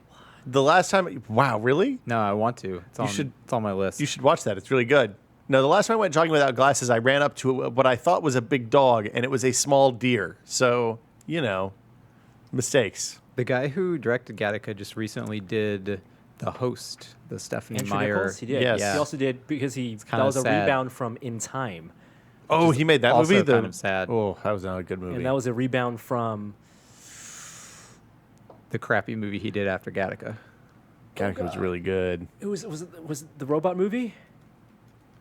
But Bicentennial Man, No, that was Christopher Columbus. Fuck Christopher Columbus.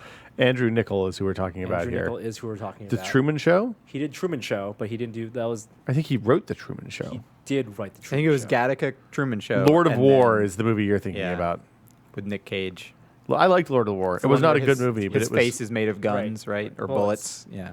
Yeah, Not his real face. and it looks like he directed the Truman Show too. That was pretty good. Simone was the movie you're thinking That's about. what I'm thinking of. Simone. He also did The Terminal, or was involved. Did in that Al somehow. Pacino just go around He wrote it. screaming the whole time in Simone? Because that's kind of what he's done since about '93. No, he actually was very calm. Simone was. I quite enjoyed that. I never saw Simone. It was short for Simulation 1. Great. That sounds fantastic. Was it the movie with the girl from Dawn of the Dead with the mutant child? Was it? No. What was the movie? Sarah Polley and it was Matt Roy did a fantastic review of it. Did she have the mutant child in Dawn of the Dead or in this? No, she had the mutant child in this movie. Oh God, Splice. I was. Oh, yeah, that was not a that's- good no. movie. And Wes, you wrote something for Polygon. yeah. About Mega Man. I love Mega Man. Ultra Mega Man. So it's this story I've been working on for a while, and I ended up collaborating with another guy at Polygon who's on McWhorter. there. Yeah, Mike McWhorter, who's You know, on he there used to to do be- staff. Oh, no, I'm sorry. I confuse him with Mike Fahey sometimes. He used to be at Kotaku. Yeah, they both Yeah. Taku. And it's a we worked on the story for a really long time, but basically this game was developed by a studio called Armature, who most people haven't heard of because they haven't put anything out publicly. Is it like one of those Japanese studio for hire games where they like Level 5 used to be, where they would just make So Armature's a Western, they're based in Okay. Texas, but they are like an independent contract studio. Okay. And before he left before he left Capcom, while he was still at Capcom, the creator of Mega Man, Keiji Inafune, became like head of. He had a really high-ranking position for about a year. He was like head of Capcom Gaming, something like a pretty high-ranking position, and started some projects with Western developers because he is one of the very harsh, outspoken critics of Japanese game industry is crappy and is like having trouble appealing to Western audiences, and we need to learn from the West and work with the West. So he started up this Mega Man game with Armature, which was founded by three guys who were the key developers at Retro Studios on the Metroid Prime trilogy. Oh, so this is post Metroid Prime? It was right after the third Metroid Prime came out. They left Retro and founded their new studio. And then eventually, like 2 or 3 more members from Retro went over to them. And so they started this game and worked on a prototype of it for about 6 months. And before it was basically ready to enter full production. And Keiji Inafune left Capcom. And then it kind of everything fell apart for Mega Man. And since then, this game did not go into production. So what kind of game was it? It's a first-person shooter. It looks, if you like, the prototype video they put out looks very much like Metroid Prime, in that it's first-person, but it still has some elements, I guess, that seem kind of familiar to the series. Like it's missing. It's like so the video we put up is like a 5-minute video. Do you have like an augmented reality HUD over? Is that what his glasses are? It's kind of very Metroidy, like fixed gun and like with like kind of almost looking like you're looking through A helmet? Not It- like it the does field of have- view is kind of narrow. It does have like kind of a HUD layout around the screen. Yeah. And so supposedly the game was going to have kind of classic Mega Man X elements in that you would get abilities from bosses you killed. You could use some enemies' weapons against them. You would have like the dash move. If you dash toward an enemy to kill them, do a finishing move or something. Do right? wall jumps. So like that's not something that the old Mega Man X had. But So they made it like a Metroidvania, kind of? Like a first-person Metroidvania? well, not necessarily. I mean, the Metroidvania descriptor has more to do with like level design, Like unlocking and stuff yeah. and So it could have turned out to be kind of like that. Okay. But the prototype is just basically shooting and like dashing around and doing melee stuff. Do you think people want those types of games in first person? I would buy a first-person Mega Man I'm saying game. Metroidvania type of Oh. endless exploration, room for room stuff in first person. I think if it's done well, yeah. I mean, it depends how big an audience you're saying. Like Metroid Prime is one of the most critically acclaimed games ever. Yeah. But it didn't sell a ton. And like by the time the third one came around, I finished the first one I devoured, the second one I enjoyed, and the third one I kind of got, I played a fair amount of that, but kind of was like the formula got a little tired, I thought. Yeah. So I don't think this would have actually played that much like it. Okay. But the kind of promising thing about it is that these guys knew how to work with a Japanese company and like take a Japanese character, and they did justice to Metroid. Maybe they would have done a really good job with this. It could have turned out to be a nightmare, and like the prototype is definitely not a pretty game, and it doesn't look anything like old Mega Man did. And who knows what the art style would have kind of evolved into if it was a full game. Could have been a disaster. Could have been super awesome. But after Inafune left Capcom in the year or so following, basically everything Mega Man kind of died. Mega Man Legends 3 got canceled. Yeah. They had this project called Mega Man Universe that was an online thing that got canceled. There was one called Mega Man Online that got canceled. And so since then, the only stuff they've really put out is a really, really terrible mobile like Flash game and Street Fighter X Mega Man Cross Mega Man, which is a fan game actually. When you're talking about Like a game made by fans? Yeah, that like they a then fan. released? A fan literally made this Flash game called Street Fighter Cross Mega Man, and they put it out for Mega Man's 25th anniversary. isn't Mega Man in a fighting game? So they didn't put Mega Man in Marvel vs. Capcom 3, but they put out fat American cover Yeah, Mega that's Man what I'm thinking of, in right. Street Fighter Okay. cross Tekken, Right. which I thought was really funny. Some fans found that kind of offensive What do you mean? because What do you mean? You like the guy from the cover of the NES game? yeah, the Yeah. one with like his knees are Oh, all that's bowed awesome. out and he looks real dumb. Yeah. Yeah. They put him in Street Fighter cross Tekken, Disfigured Mega Man. Yeah. Westernized which art. is funny. That is pulp funny. art But Mega Man. it takes on kind of a different light when that's the only appearance of Mega Man in a Capcom game in the past 2 or 3 years. I loved what was it, the first Dead Rising game? You could collect all the Mega Man stuff and it had the Ball Mega Man. Blaster Frank and West Frank Mega West Man. Mega Man. That was awesome. When has a classic side-scrolling game been adapted to first or third person well outside of Metroid? I mean, Bionic Commando, I think, did well. Do you think I didn't like that Bionic Commando game very much. I Yeah, just felt so- like the controls were really hard. So one of the things about this game is it was kind of coming off. It was being developed right after Bionic Commando came out, basically, Yeah. and that game did not perform well. Is that a Capcom game too? It was. Okay. And I can't remember if it was with a Western studio No, it was developing Eastern. it. I think it was Eastern European. Did the? So I think it was Grin. Did the? At least maybe they just did the PC port. Yeah, I can't remember. But so, yeah, I mean, it's pretty rare. Like Metroid Prime there was a reason everybody was super pissed off and flipped out when that game was announced, because I don't think that had ever been done successfully, if it had even been attempted. And since then, I can't think off the top of my head of many examples of that, let alone good examples. Well, Mario, I guess. Well, but N64 Mario. that changed from side scroller to a third person. But I mean, the camera and stuff like that.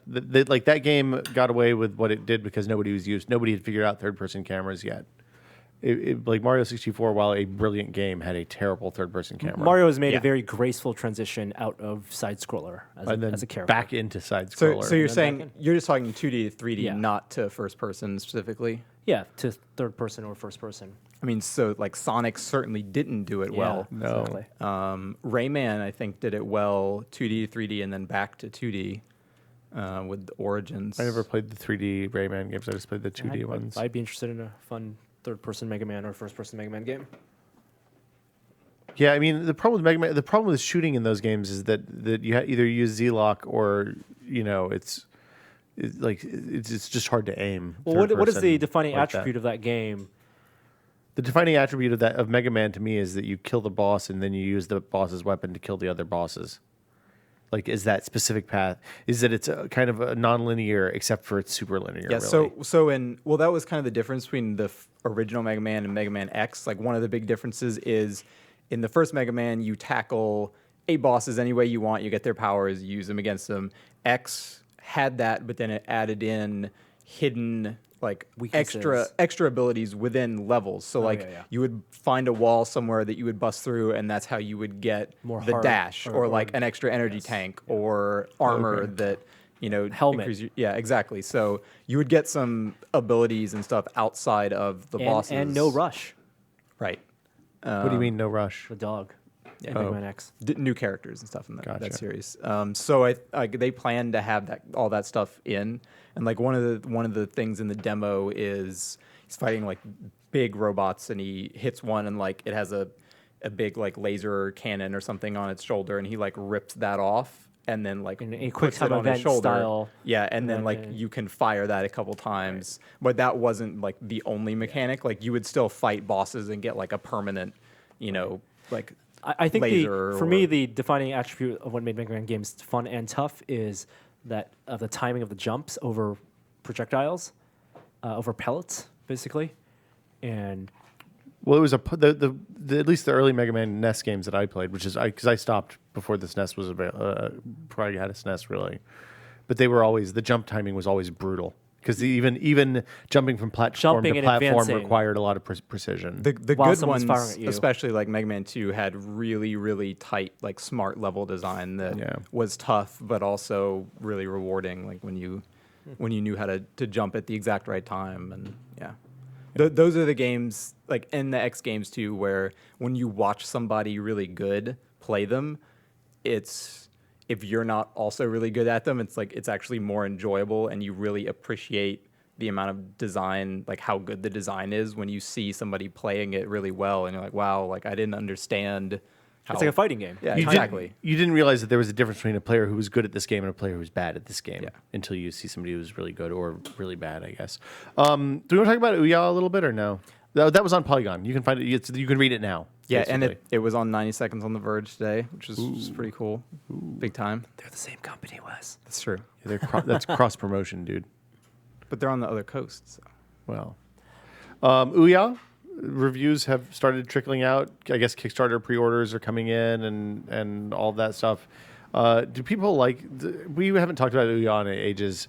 We were kind of down on it last time we talked about it. We did not pre-order one. No. To be fair, we did not pay the $99 to back it initially.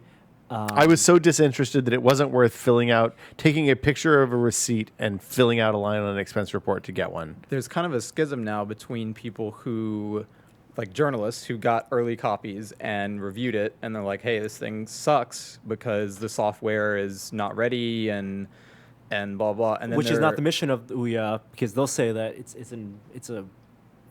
software is always a work in progress. And then there are other people who are saying, "Well, yeah, it sucks right now, but that's okay because it's not officially launched, or you know." And it was always built. So apologists. It was always built as a platform for development.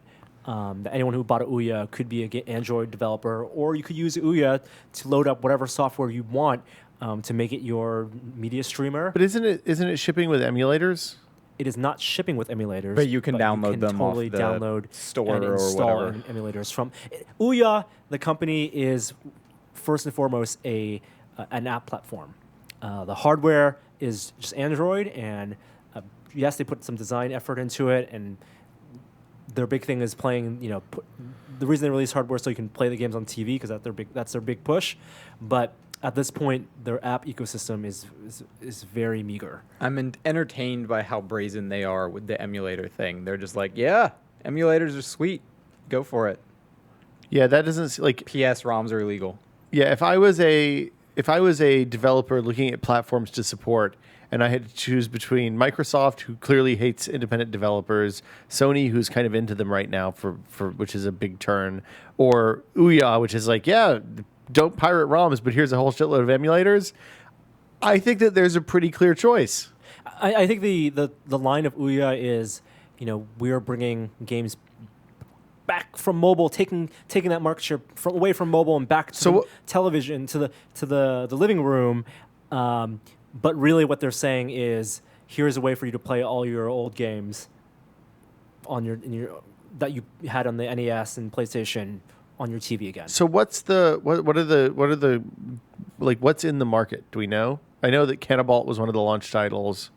There are some fairly big names, but I don't know that they'll be available for launch. Okay. So Robert Bowling, who left Infinity Ward and founded his company, I forget what it's, Robo Ninja or something. I don't know what it's called. They're making a game like it might even be exclusively on Ouya. The Double Fine Adventure is going to be on there. Mm-hmm. A few other kind of substantial indie games of that caliber. But the other complaints were that the interface was just slow, and there were problems with the hardware too. The UI. Controllers would, the panels controllers would pop off. It sounded like people were kind of down on the controller. Yeah. At least like a few impressions I read, people didn't think the controller felt that good, and that's something that you're stuck with it. I mean, Yeah, well, you can use a PS3 controller with it. can you? Yeah, it's Bluetooth. That's good. In fact, because I think Patrick was saying, Can you use a 360 like? you might be able to use a USB? wired one. I don't think you can use a wireless unless I don't know if the dongle works. I don't know if the I don't know anything about I know that the PS3 controller is something you should theoretically be able to use. I mean, it's still bad that the default controller isn't good. Like that Right. should be good. But and like Patrick even said when he was talking about his hands-on with it at GDC that like the trigger was squeaky on the demo unit they had in the press room for people to use, which is theoretically going to be the best controller they've ever produced. If they are doing their jobs properly, the one that is demoed to the press should be the finest example of Ouya controllerness that there is. And worst case, the people who bought one or backed it spent $100 to get Yes, your game in 2/3 out.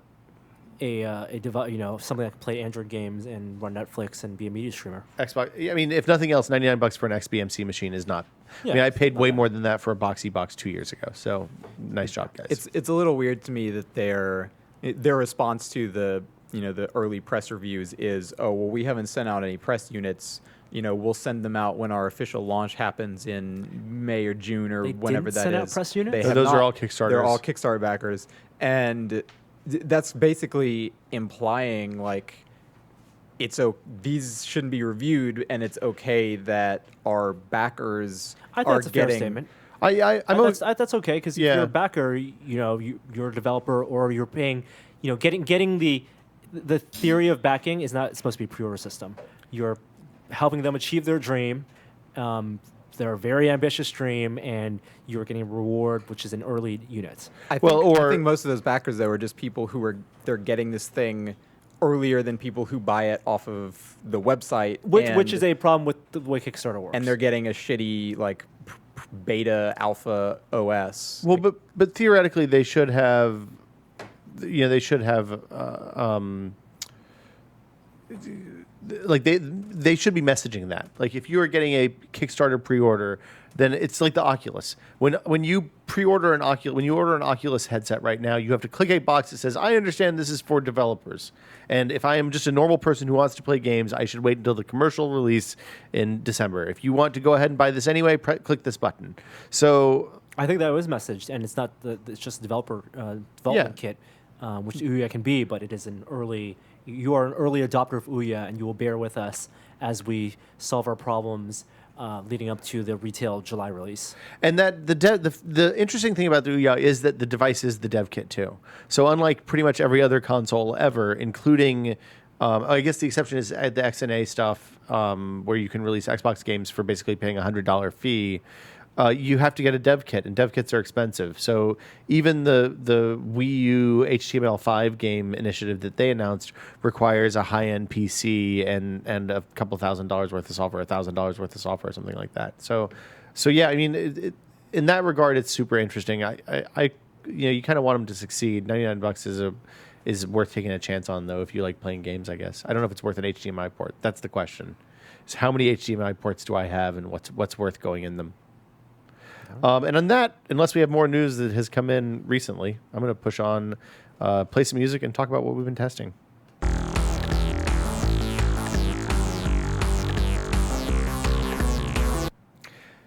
Hey, Norm. Well, We went to the Exploratorium this morning. we did go to the Exploratorium this morning. And it wasn't in the same place the Exploratorium was the last time I went to the Exploratorium. Nope. The Exploratorium, which is one of the oldest science museums in the country. Yeah. Really? Is that true? Yes. Oh, I didn't know that. 40 years ago. was when they Started opened. Pi Day. They did. We learned that they were one of the The originators. March 14th, being a day celebrated by pie lovers and scientists and I love math pie. nerds, was originated at the Exploratorium. They've moved locations from the Palace of Fine Arts, which is an even older institution in San Francisco, to now the Pier.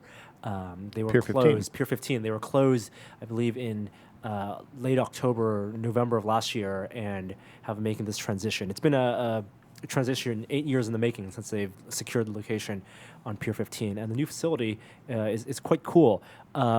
So I've given flack in the past to science museums, especially the Tech Museum. And You had some real stuff to say. yeah, because the last time I went to the Tech Museum, I was not impressed. And When was that? Just for full disclosure. 2.5 years ago. Okay. And typically what happens is I go to a science museum and there's an exhibit there that is cool, or there's an IMAX. Like you go in movie for a there, specific thing. And you pay the admission price and you walk around, and some of these exhibits, while they would be interesting to me maybe if I was a lot younger, they're frankly outdated. And I think in the past 6 months, I've been to at least 5 more of these exhibits or museums around the country, just in my travels. Every time I go to a new city, I go to their local science museum, whether it's the one with the planetarium, an aquarium, or a general purpose science museum. And we're fortunate in San Francisco because we have 2 of these. We have the Academy of Sciences and the Exploratorium. And the Exploratorium, if you went there last year, it is cool, and I used to go there. I love it as a kid, but many of those exhibits are pretty old.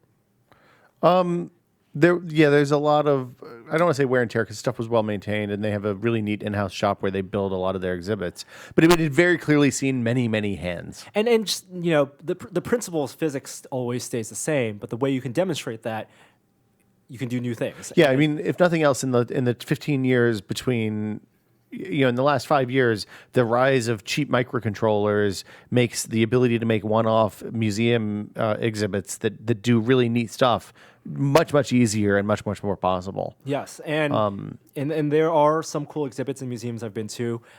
So someone from the Tech Museum did reach out. One of the lab workers there, someone who builds exhibits, and they have now a 3D printing exhibit and some new events. So we'll have to go down and check it out. Definitely have to go down and check it out. But in terms of the Exploratorium, it's interesting because they not only have exhibits, but they make exhibits and for other museums, science museums like them.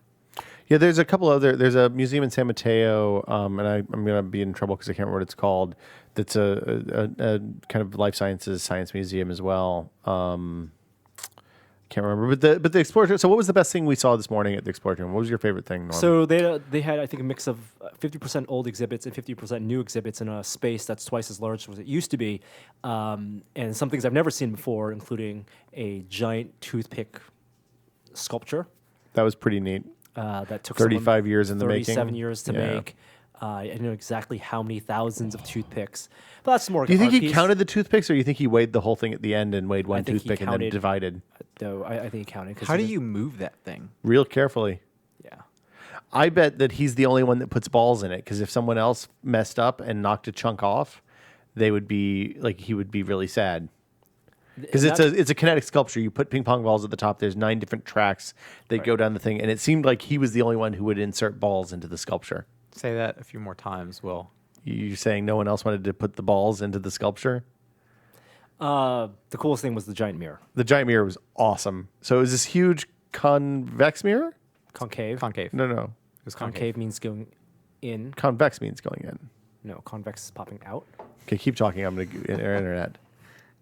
It is a giant mirror, and when I say giant, probably like 10 feet tall and 15 feet wide, that you can stand in front of. I think that's maybe It was like 10 feet wide. It was the biggest. 10 by 7. It was the biggest convex mirror I've ever seen. It was actually concave mirror. Hard to tell how big it was, because it was kind of floating in front of a black backdrop, and because your vision is drawn into the focal points. Into the focal points, it's really, really hard to see the edge of the mirror. And Will was wrong, as he's just It was a concave mirror. God. You go Googling inside was caves. Caves are recessed. Is that how you do that? That's in Is my it the head. same for lenses? Is it backwards for lenses? No, it's not backwards.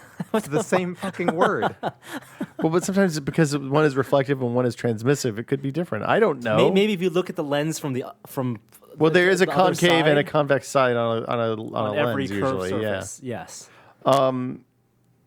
Yeah. So the weird thing about it is it presented, because of the way the reflections happen. It's kind of like one of those. Here's an easy way to remember. Cave means cavity. The root for cave is cavity. So cavities are recessed inside. I will never forget this again, Norm. Don't worry. If your contacts are convex, something real weird's going on with your eyeballs. Well, but there is a convex side of my contact lenses. Right, but not the side that you put into your eye. Well, you can do that, and then it'll suck on. But Oh my god. Okay. Anyway, but a giant mirror. yeah, it worked like the illusion where you take 2 concave mirrors and put them on top of each other, and then you put a penny or something in the bottom. It makes the penny look like it's floating at the top. I would even go simplify that even further and say, if you look at a spoon, if you look at a really shiny. That was spoon, actually the example that the guy who kind of talked to us you can about kind of there see an uses. illusion where the focal point, because the reflection is kind of centered, the focal point of the reflection is actually not on the surface of the reflective surface. It's away from it, more on the plane or on the edges. That's where your reflection appears to be. It appears to be floating in space. And the location and size of that reflection shifts as you move further and away from the mirror, and from which angle, which is, for that size of a mirror, really trippy. It was really disconcerting. When you're about like 4 feet away from it or so, it looks like your reflection or whoever's reflection you're looking at is just floating way Right. It's like- out it's like a of the perfect mirror right in hologram. front of you. Yeah. Well, and the other weird thing about it is because of the concave nature of the mirror, it also reflects sound. So if you got to a point where you looked like you were talking, where it felt like you were talking into the reflection's ear, you could whisper and that person could hear you, even though they were maybe 10 or 12 feet away. It was super, super trippy. There was a bunch of other stuff. I shined a flashlight at it, and it almost blinded a guy. It got real focused pretty far out. But it was on a fine for laser. you, right? 'Cause you- Yeah, I was cool. Right. I was good. You know, that guy doesn't need eyes anymore. What else do we see? They have they had a really cool augmented reality display where they were where they had built an accurate topographical map of the San Francisco Bay Area, including the floor of the bay and the surrounding mountains and It all was that a stuff. milled piece of wood. Yeah, it was a huge milled piece of wood. It was a big project. And then they set up a projector over top of it with I assume some sort of lensing to make the There was a mirror. perspective correct. There's a mirror that it was bouncing off of. Yeah. And we're able to display like augmented reality. They're able to display both live data, like actual live salinity data from the bay on this table, as well as like fog maps and population density stuff, and I assume a bunch of other things in the future. Yeah, But it that's seemed what like they they had set could up right now. easily do kind of any sort of map topic that you would have. You Yeah. know, population was one of It's one kind of of the thing that Traffic. would look real cool Exactly. at night. Yeah, In the dark. The room was dark, and the projection was real bright. it was a hella bright projector to be as And- bright as it was. And at the since time it's we were video, there. like traffic is one of those things that you could have just being totally dynamic and Traffic changing and all the weather together time. on the nines. Pretty cool. It was. Yeah, It was it's pretty neat. I mean, the Bay Area is really big, so even as large as that map was, I don't know if the resolution would be. It wouldn't be enough. useful to see Right. traffic, but it might look cool. Yeah. But yeah, it certainly wouldn't. Well, you could be show the practical. inflow and outflow of people throughout the day. I want to know whether you could develop a physical structure that would transform, kind of like one of those, like the pin board. Yeah. and, like a pin board, but have a surface on top of that that would be nice and reflective for a projector. The first thing I thought when I looked at it was like it would be really cool if the surface Move. could change. based and on also the settings. software was aware of that, so it could deform the projection to match that, and that way you would have things like Avatar. You There's lost 3D me there. maps and Avatar. Yeah, but those were holograms. To find the unobtainium. I want to say that there was something that did the pop-up, the pop-up 3D displays. That was in a movie at some point. I don't remember. It was a Mission Impossible movie or something like that. I thought that was really cool. Yeah, I guess that was it. I can't think of anything else. But it was a fun stop. It was definitely worth going to. I think they opened for real on April 17th. Oh, the fog machine, which I didn't actually get to see working. Did either of you get to see it working? No. So they have if you Fog live art. Yeah, if you live someplace that gets hot and is dry, like Texas or Arizona or New Mexico, then you will be familiar with misters. And those are things that are basically like PVC pipe with high pressure water in there and little tiny pinholes that blast water out, and that condenses, the water evaporates and that cools the air. Is it like going to a grocery store and going to the produce department and it's- seeing the produce misted? Much finer mist than that is my guess. So, and then this I think would probably be even finer than the mist in Arizona, because they were talking about atomizing water to produce the same size droplets as you get in fog, and basically they can make fog with water anytime the atmospheric conditions were right. And it spun And it was off of- surrounding a bridge, so basically the bridge would look like it was engulfed in fog. Yes, I want to on see the that pier. happen. I want to see. I want to go Fog to is there. just a cloud on the ground. Pretty much. And also, Will and I played some Pac-Man. We played 4-player Pac-Man. I'd played that someplace before, but I don't remember where. Maybe it was at the Exploratorium. I don't think that was at the Exploratorium before. It looked too new. But I have no idea where it was. It's 4-player Pac-Man where one person controls up, one person controls down, one person controls right, one person controls left. Maybe it was at the Mountain View Computer History Museum. We were at least better than those 6-year-olds we watched playing. That is true. We did manage to eat all 4 pellets and almost get all the ghosts once. Yeah. So that was pretty cool. Also, it was non-canon Pac-Man. Yeah. It was a non-traditional map. I don't know how I feel about that. It was the wrong aspect ratio and everything. So yeah, that was the Exploratorium. I've been doing more Arduino stuff. The first of those posts should go up this week, assuming that I get time between now and Thursday to write it. And Tetris shelves. The Tetris shelves, I just have to take pictures. I still can't lift the shelves apart. So Norm, have you talked about the Roku at all on the show yet? Yeah, we talked about it Okay. last week and the week before. yeah, there's a quick. We haven't shot not that yet, We're have showing we? it this week. I've been using it some, and I like we have it. we have all the devices to set this. Like we have an Apple TV. Oh yeah. We have a WD TV, and we have a Roku box, and we have a cable box, and Xbox, and Do you have a PlayStation. second gen Google TV? Do not have a Google TV, I think that's probably okay. and it's one of those things that we watch lots of different type of media on different type of services, and there's one box we go to because it is going to be the one that's going to either play the file we want or be the easiest way to get access to Netflix or something. And So which one is it?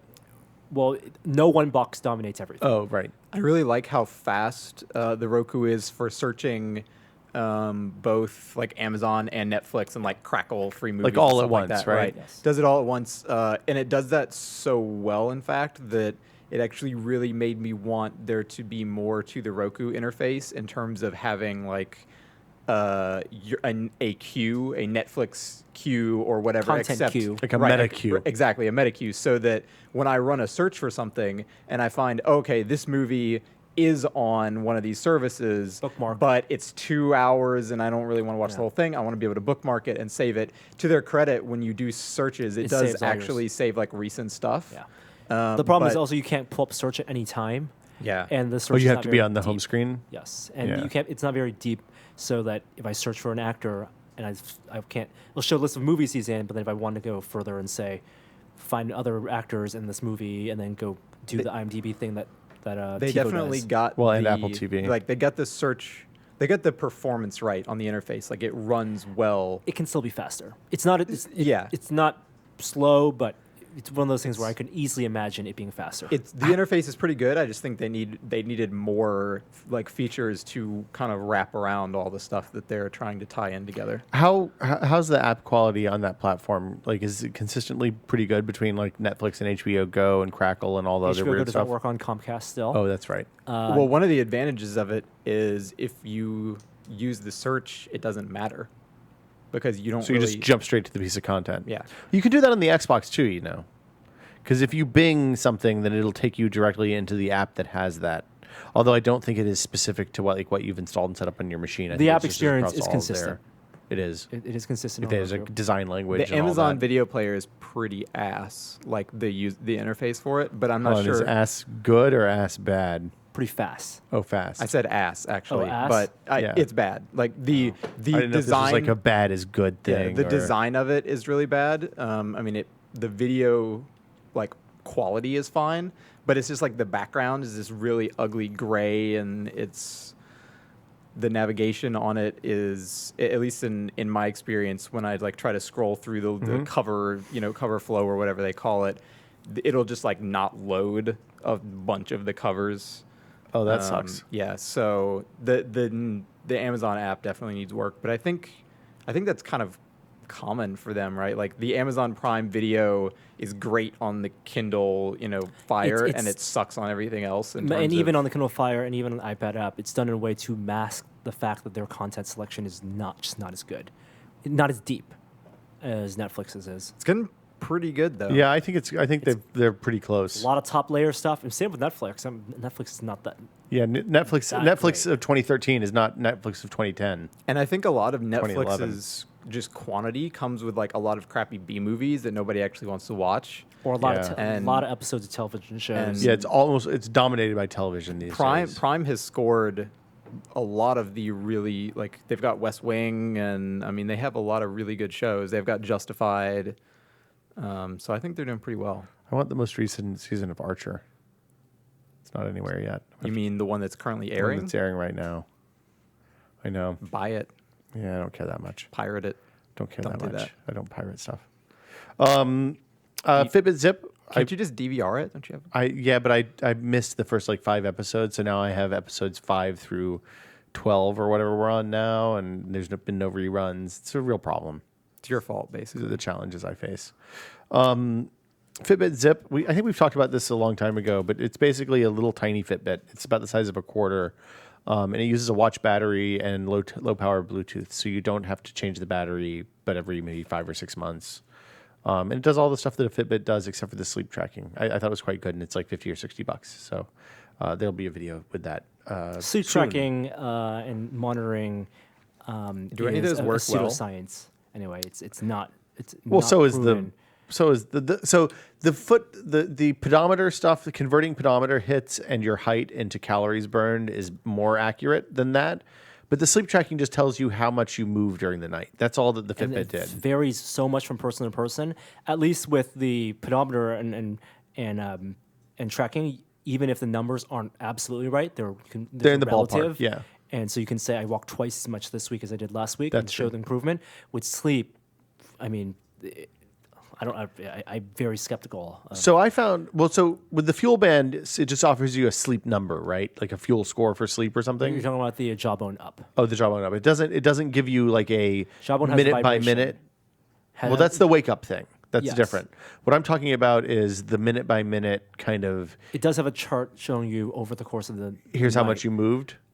This is you've rested well, meaning you didn't move. Oh, you were stirring. You were dreaming. So it's supposed to be able to track REM. some movement. And you find it doesn't? I'm unconvinced that is what's actually happening. I would really like a how would I know? device I'd that could wake me up like exactly 8 hours after I fall asleep. That's what- Because I don't go to bed at the same time every night and like don't That's fall not how asleep that's not how as your body quickly. works, though. Yeah.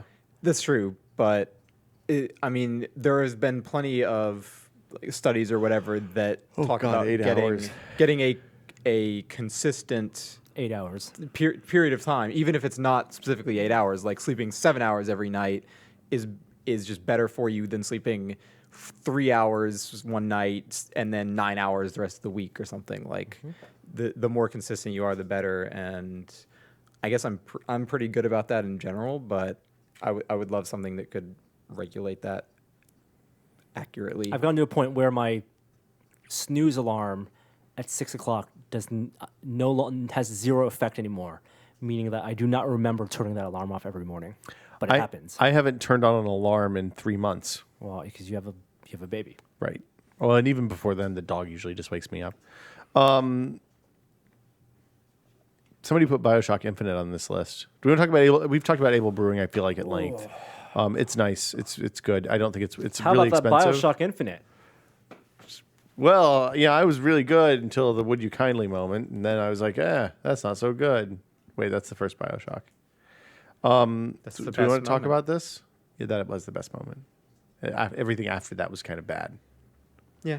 I mean, I don't know. I liked most of the stuff after that, right up until the last fight, which was like everybody. I have not played that game in long enough that I do not feel There's like qualified the to little talk about sister it. escort mission stuff is okay. No, we're not talking about it. We are not talking about it. We're not talking. Joey's about getting ready to leave. Not talking about it. You played the first BioShock. He hasn't played haven't you, the Joey? most recent one. He hasn't played Yeah. Infinite. It's really Sorry, good. first one. It's pretty good.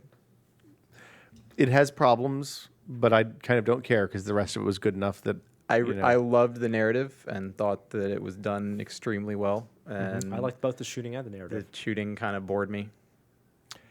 I liked that there was enough juice, mana, whatever, that you could actually use the powers in this game. Because when I played BioShock, I couldn't use the powers because I Powers never are had any kinda- juice. They're kind of boring though. I like the crows one. It's They're- real freaky. Like 5 of them are stuns. Well, that is. The game is all about crowd control. Yeah. The combat is about crowd control. I guess the biggest factor for me overall is like in addition to the shooting, it very much felt like a game that took 5 years to make and that they had many ideas for things that you would potentially do in that world and how you would play it in addition to the combat. But did what not you get to- what you were going You to mean do like in terms of exploration and how you would interact with the environment, and eventually just had to streamline down to not really have much of that in it at all. Yeah, I felt like the tear thing was pretty underdeveloped. Like the tears in I think combat. we're getting into too much detail. Did horses ever come back in? Horses? The horse. Oh, I remember the horse from that trailer. No, it was in the game too. It's Where not, was not, it? Not as an actual. Not really, no, Yeah, just see? early on. Ah, I don't remember the horse. Oh, the robot horse. Yeah. well, let's stop talking there. Anyway, It's just kind of it's just Well, there. I'm glad we So brought this up. it's a fun game. it is really well written, and I mean you will beat it and you'll think about it, like, which is something that not a lot of games can say. I can't say what I want to say without pissing people off, so I'm not going to say anything about spoilers. I got a really dumb product in. It's like a super dumb product. I thought you thought about it and then you chose to get this in. Dumber than toe shoes? And I said Dumber than toe shoes? toe shoes are awesome. dumber than toe shoes. Yes. So The product was offered and the fine folks at Kohler said, "Hey, we have a shower head that you might be interested in." I was like, "This is the weirdest PR pitch I've gotten in ages." But okay, let's see where this goes. Is it like the shower head that Kramer gets out of the back of the car in Seinfeld, and he's like, it's not a black he's market like, shower head. You can't handle that one. And Right. Kramer's like, give it to me. Give it to me. and I said, Norm said, "If you want to do this, it's on you." "It's on you, Will." Yeah. So I got the Kohler Moxie. I hope it's Kohler. It is the bolder look of Kohler. The bolder look of Kohler. It is a shower head with a Bluetooth speaker in it. So this is the actual shower head that replaces your I home took off shower my head. real shower head. Oh my god. I only have one shower. Where am I going to do it? Hook it up to a hose? So the shower head is a pretty good shower head. Does it do several modes of No, it's not like a sex shower head. It's just a normal one. You don't have the different What the fuck do I look like? No, I have the water Wait, do you have shoots the, out. You have the different modes, right? I don't think it Yeah, does. you do. I don't Yes, think you- so. Yes, you do. No, Yes, I'm you going to go do. ahead and tell you what. Hold on. Let's play. When I built that Norm house- and the guy who sold the faucets for the rooms that aren't Norm's. Hey, I'm the plumber. You're going to be Norm. I'm the plumber. Now there's a bunch of choices here on the shower heads. These are $50, and it's a really nice shower head. It has one setting, and water comes out, and you can get clean with it. And then let's see. Here's Shower heads the are cheaper than that, Here's the FYI. upscale shower head. It's $150 and has Those are 6 actually not modes. And it has like an arm that comes off, so you can do your back and like get into crevasses and stuff like that. That's the third shower head. Right. That's the third one. The one on the arm. That's the third That's the one. two. You have a tub, the faucet, the shower head, and then the thing. I have You have 3. I have 3. At least in my room, I have 3. So Norm bought the Mercedes Benz for his room and bought the Chud as the shower third car for everyone else. No. Everyone's taken care of. I know for a fact that your guarantee shower, you can twist it and you get at least 4 modes of water. Most of them, it's very much just like the face or something that you turn. Yeah. And You turn the face and you get either the high pressure jet. Yeah. You get the wide, the normal, the default. You get the normal with a jet in the middle, Yeah, I don't like that one. or you get the champagne. What's the champagne? That's You making like- it rain in there? That's like a. It's called. It's more bubbly. It's like they I don't know what they do. Does with your it. shower head have champagne mode, I Wes? have a normal ass shower head setting, and I have not touched it. You should try that. That's a perk you are not using. I will say that You should charge him extra for that. one of the greatest moments of like luxury I have ever experienced was going to Maui and staying in a condo there, going into the bathroom, the shower, and it having 2 shower heads. Oh, and front it- and back, Don't do that or left and and right. using both shower heads. Wow.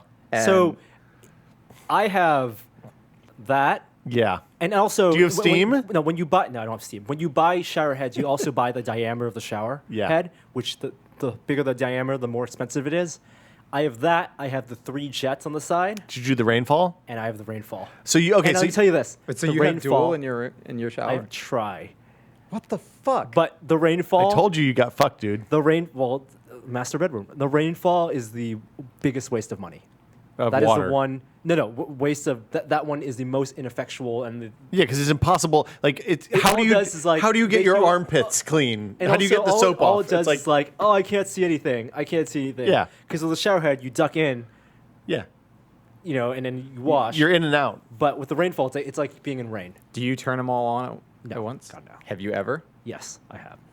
Was it a good moment or a scary moment? No, it's fine. Use a lot of water. Yeah. Shower or a tub? It's a shower and a tub. So the shower and a tub in one, or there's a In shower one. and a No, tub? No, it's in one. Yeah. Okay. So I don't have both the shower and the tub. That would be Okay. crazy. So you have the Kohler, The Kohler Moxie. which is a regular shower, no different modes or pressures. It is a single. It is just spray. It's just Okay. for cleaning yourself. It's not for doing any extracurricular activities. There's no rain. Okay. Um, But in like there's a concave crevasse in the center of the shower that a conical shaped Bluetooth speaker that's about Wireless Bluetooth speaker. wireless Bluetooth speaker. It's about I don't know. It's probably about the size of a donut, maybe a hamburger. I'm hungry right now, by the way. Hamburger shower. Hamburger. It's about hamburger size, and it's hooks in there with magnets. On the back of this thing, there's a. Are you saying that there's is it electromagnets? No, it's just magnets. Okay, so there's no chance it'll fall out and like hit you in the head. No, you'd have to you have to kind of pull it to get it out. It's in there pretty good. Okay. On the back of it, there's a USB plug that has a rubber cover over it that you use to charge it. It's like a mini USB or So micro you USB charge or it something. Outside the shower. Charge it outside the shower. One charge lasts 7 hours of use. I've charged it once so far and haven't run out of battery Does yet. the shower operate without the speaker inside? Yes. So you can take the speaker out of the shower. You can put it on the, like, sometimes if I'm listening to something, the sound gets quiet, so it's not in the middle of the flow. Then I take it off and put it on, like, the little shelf where my shampoo is on the other side of the shower. So it's a waterproof speaker. It is that fits inside a shower head. Yes. Now here's a question: because it's taking up surface area, Yeah. I assume that you only get the ring of water in your shower head. Well, but the ring of water is all my shower head had. It's a normal amount of water coming out of the shower. It's a quite nice shower head. Like, it's much better than the one we had before. I'm sorry, because when I think of shower head, I don't think the ring of water. I think it fills up everything in the middle as well. Well, I mean, we don't have the fucking Cadillac of shower heads No over champagne. there. Okay, Right. so So there's one button on it, basically. The one button is what you use to turn it on and pair it and turn it off.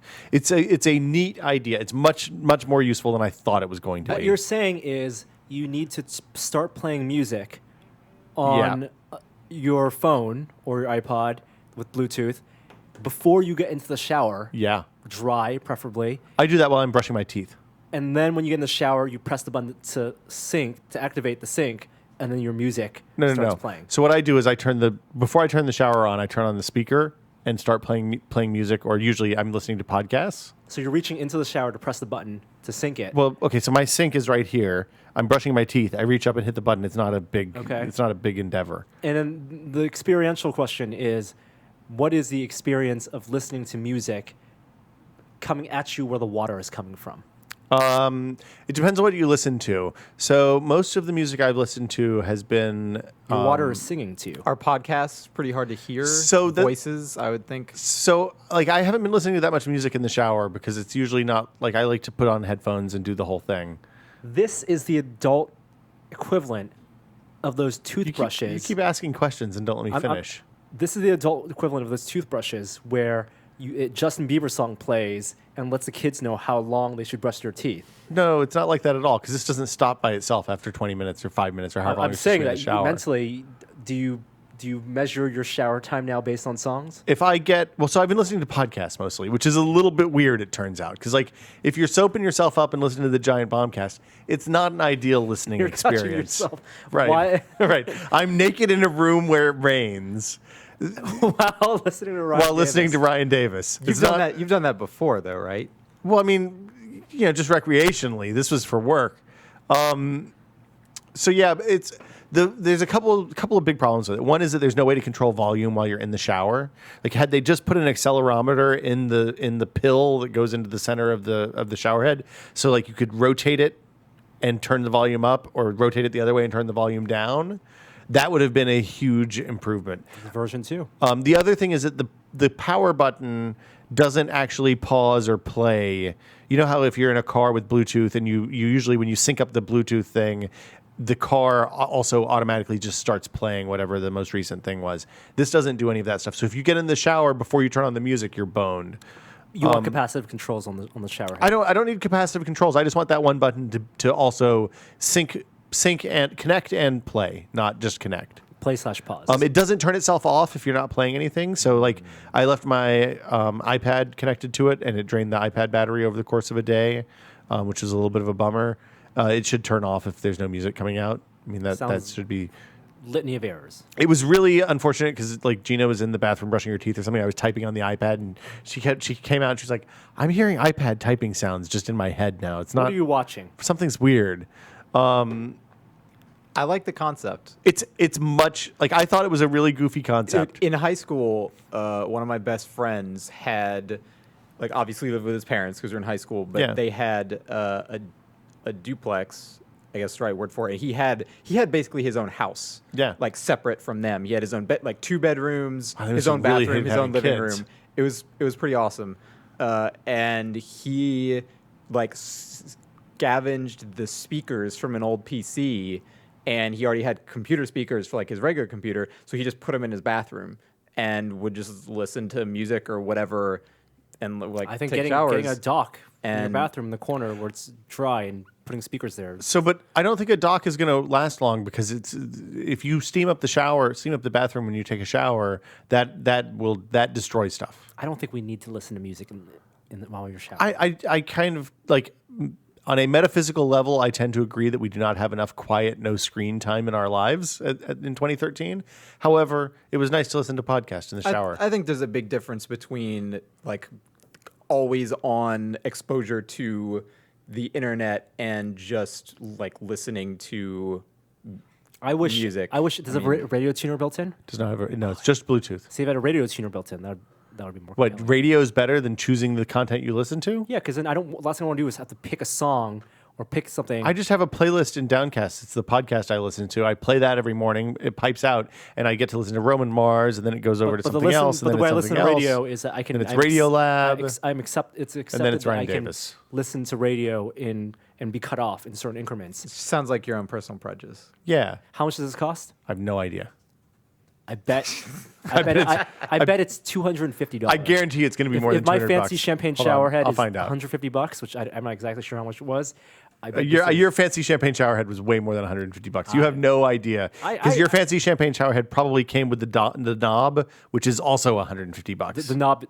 Lots hardware. Bathroom hardware is expensive. Yeah. The kitchen hardware also expensive. So it is a shower head. It's a speaker. The other thing that's nice about it is it actually sounds okay. It's not. It's obviously it's just a little tiny speaker. No. But Acoustic quality I is- popped it out, and you have just a Bluetooth speaker that you carry around with you. It doesn't sound like a jam box or anything like that, but it's definitely better than those cheap, squishy, analog plug-in speakers that we tested out a couple years ago. It's hard to believe, but the Kohler site doesn't tell you how much this thing Maybe costs. just search Google. I got the 2 gallon per minute one, I Is think. it out already? Seems like it. There's a 2.5 and a 2.0 gallon per minute one. It was really easy to install too. Changing shower heads is a piece of cake. If you don't like your shower head, it's no problem. It's $199. So that's $200. actually like I feel like that is probably an appropriate price for this thing, given how much jam boxes and stuff like that are overpriced. So Assuming it it's- holds up. So it's less overpriced than really overpriced things. Well, you get a shower head and a Bluetooth speaker. I don't know what a shower head costs. A single function shower head. The Memoirs single function 2.0 gallon per minute shower head is $100. So it's $100 extra to get music in your shower. I wish it had the volume knob. I wish you could turn it to adjust the volume. That would be awesome. Are there lights? It has a little blue light on the button that lets you know it's on. Sounds like a pretty solid version 2.0. Like, Because I feel like you could see it changing lights because LED lights through water. The people who would like listening to music. You in think their that you shower think a laser would light show in there would appreciate- help? So appreciate you're some type saying of make it light? cheesier and then you're in. No, I'm saying making it cheesier, and then you're really going all the way. Norm with just that needs product. the champagne mode and the rain flow in order to get in on this. You'll only listen I'm to shocked that no one here knows what predetermined the music champagne mode lists. is. I bet if you search it, champagne showerhead mode, you'll know what I'm talking about. Do you want it to look like a lava lamp and change It's kinda colors the appropriately? bubbly. You got the Grow? It can only play 70s disco. Wow, this looks like wow, it was $339? What was? Your shower head. Is that it? Oh God, no. That looks way fancier than. Oh, okay. I don't think I have a Kohler one. That's a Grow. The champagne Grohe. shower head's Grohe. Yeah, I don't know. I'm disconcerted by this expensive shower head talk we're having. Yeah, I would say wait for version 2, but I'm going to use it for a little bit longer. I want to see how long the battery lasts. It's lasted like 2 weeks already, so we're in good shape on Have you ever that. done the cold beer in the hot shower? I smoked a cigar in a shower one time. What happens if What? you drink cold beer in a hot shower? I just heard it's really good. When I was Refreshing and relaxing at the same time. I got put on the smoking floor of the dorm when I was a freshman in college, so I figured, fuck it, I'm going to lean into it. And it turns out you can smoke a cigar in the shower. You have to keep the cigar out of the water, obviously. I feel like the beer shower combination I had a beer in there too. would be probably. improved by the music as well. Depends on the music. Well, I sure. think if you're drinking beer in the shower, you're probably listening to Jimmy Buffett. I mean, let's just face it. There's a strong overlap in those markets. That would be a deal breaker. for me. Norm is really broken here. We've I don't broken Norm. believe in drinking beer in the shower. Try it. It's nice. It's refreshing. You get hot in there. It's nice and cool. I bet Exactly. Joey drinks beer in the shower. Refreshing and relaxing. Yeah. Why would you not? A delicious cold beer, can of beer in the shower, no glass. Yeah, totally. No glass in the shower, please. I think that'll do it for what we've been testing. I'm going to play music. We'll take a couple questions. We got some good ones this week. Emails? Well, but we do the other one. Emails. 'Cause it's, we don't do emails. We do Emails? No. Questions. Boom. If you have a question for This Is Only Test, the email address is podcast@tested.com. Keep your questions short, under 45 seconds. We prefer audio questions, but we will occasionally read some written questions. And if I can get the window open, here's the first question. Ian says, "Hello, Will and Norm. Have either of you ever considered getting laser eye surgery? I've worn glasses since I was about 16. I'm 28 now, and my mom was saying I should get it. I had considered in the past, but didn't like what Wikipedia said about possible side effects and thought that if I got laser eye surgery done, after a few years, I would probably end up needing glasses again anyway. It would be nice to not have to wear glasses and be able to use things like the Oculus Rift unhindered. Here in England, I might be able to get laser eye surgery for about £1,800, blah, blah, blah. What do you think? Norm? Eventually, yeah. Have you been I tested? have not been tested for it. So I've been tested. I've gone through the whole thing a couple of times over the I know years. you cannot get it. Well, I can. I can't get LASIK. So LASIK is the one where they cut the flap up and then carve out under the flap, and then the flap glues back And you down. are awake the entire time. You have to do be that. awake for eye surgery. That is the part I'm not going to get over. You've never taken Valium medically, have you? Well, I guess you're on drugs. Yeah, they give you Valium, so you just don't give a fuck. Valium and a Xanax. Your opinion usually. just 100% reversed. Right. So It's still, I'll wait. So my dad had that done, and he was Catherine Stevenson, who we used to work with, had PRK because she didn't qualify for LASIK, which is what I could get. My corneas are too thin to cut the flap and do the amount of correction needed. So what is the other type of surgery? PRK is photo radial keratotomy, which is where original radial keratotomy, which is what the Russians invented, was where they took a knife and cut a radial lines coming out from the center of your pupil to correct your vision. I would not want anything Russians invented that had to do with knives. Russians were good at it, man. They had these surgical. This may be completely untrue. I don't know. What if you sneeze? But they had They just used surgical vodka, didn't they? Like, No, they would set up like 6 people in a pedal configuration with the heads toward the center, and the surgeon would do one and then roll next door and do another one. They do like 6 in 15 that minutes. doesn't make it sound better. They hardly blinded anybody. Photo with the PRK, they use lasers to do the carving. The downside of PRK, and I talked to a bunch of people over the last week because we talked about this. This came up a lot after the Oculus video. The recovery for PRK takes a long time, and there are some kind of gnarly potential side effects. So you could have halos around lights at night for pretty much the rest of your life. And can you be really sensitive to light For after the that? first short period of time to long, depending on how your reaction. Gotta wear the sunglasses. Some people will, can't be around light. When Catherine had hers done, she had to lock herself in a dark room for like 4 days until she could come out. If you are, and then had to wear sunglasses outside for almost a year and a half while it healed. If you get hit in the face during that period of time, bad things can happen. It's not an awesome recovery But process. LASIK is a lot better, a lot easier on LASIK is a system. lot easier recovery, but there's always the danger that the flap's going to peel back up on its own, and then you have real serious problems as well. I mean, the biggest issue Yeah. with LASIK, right, is you need to have your eyesight stabilized before you get it. I mean, for it to really have a lasting They want impact. well, I mean, and that the thing is, your vision never really stabilizes because you get older, the lens becomes more brittle, and you naturally go from being myopic, which means you can see stuff up close but not far away, to more farsighted, which means you can see stuff far away but not up close. Why you need the old people. Right. So that's why you need the readers or bifocals, as the case may be. And Thanks, Benjamin Franklin. it's really he invented bifocals? Yeah. I thought it was. I didn't know Maybe that. an apocryphal story. Okay. I think he did. I'm pretty sure it as well. Anyway, yeah, it's an interesting. I haven't done it because my vision, my correction level, and my corneas are not compatible. Maybe your eyesight doesn't really stabilize, but if it is continuously degrading significantly year over year, Yeah. then it's not practical. They won't do it then. And but I feel like for most people, there's a point where that minimizes, Yeah, so and that's when you get it. For me, it was when I stopped getting taller. Like when I turned 18 or 19, my prescription stopped getting worse, and then I've had a couple of stair steps over the last 15 years, but nothing major. I would do it if I could get better in 20/20 vision, So you want like fighter pilot vision? 2015. which you can do with LASIK. Yeah. If you qualify. Yeah, If my eyesight ever goes to shit, I'll probably get LASIK. yeah. Well, if you're farsighted and you only have to have it when you need to read stuff, it's not that big a deal. Anyway, so yeah, that's your answer, Ian. Yeah, maybe. I also have contacts that I can't really wear very much anymore, but I'll probably bust them out for the Oculus when the time comes. Our next question comes from John.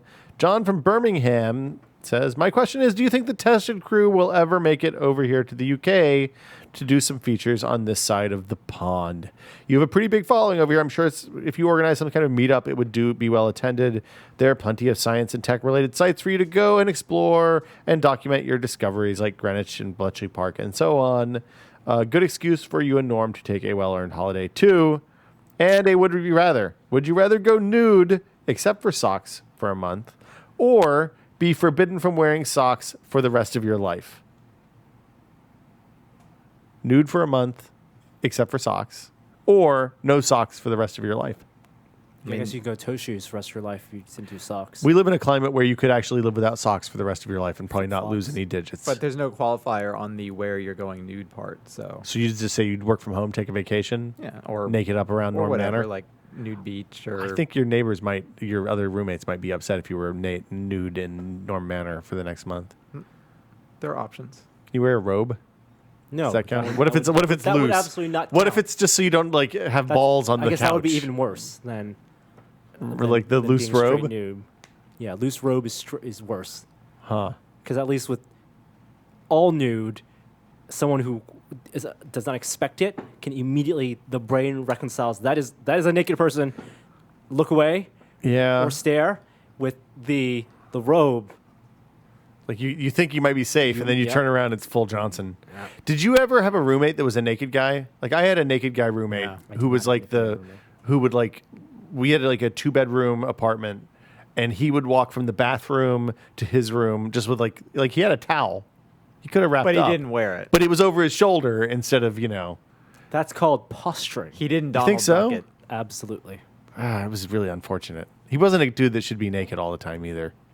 I'm sure I had plenty of guys like that my freshman year of college on the floor I was on in the dorm, but not my roommate. So So hold on, when you were a freshman, 'cause when I was a freshman in college, people would like there would be girls on the floor. Yeah, co-ed dorms. Yeah. we had floors. co-ed dorms. Yeah, so but we didn't have co-ed on the same floors though. We had co-ed bathrooms.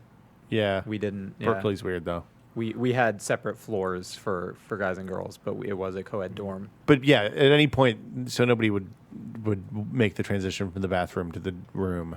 Rarely, you'd have to be pretty drunk. I feel like some guys did. I never had a walking down the hallway and like terrible encounter with that guy. But certainly like in the bathrooms, because that was just like a fucking Yeah, well, in the bathroom is a free-for-all. whole different thing. Yeah. Would we ever come to the UK? Yes, we would totally come to Europe. We've been talking about it for a while.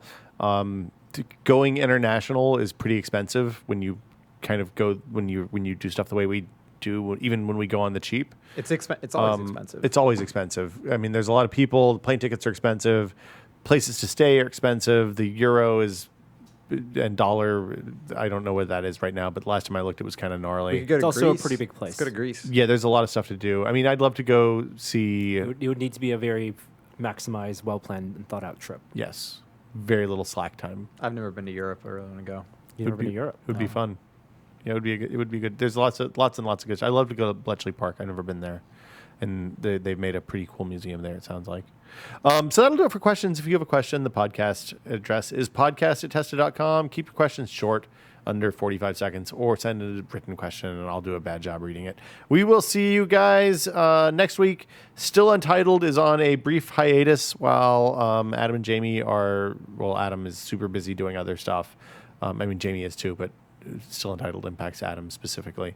And we'll keep you posted when that's going to return. Just watch our Twitter and stuff like that for that information. You can find Wes's work on Tested and at the Polygon, or just Polygon. Occasionally, yeah. And the Wirecutter every once in a while. Wirecutter. Other places on the internets. Follow you at Wesley Fenlon on Twitter. That's me. Yeah, Norman Chan, as always. We'll see you guys next week. And I didn't download a new outro file, so today's outro is from AKH77777 again. Hi there, I didn't see you. Tested.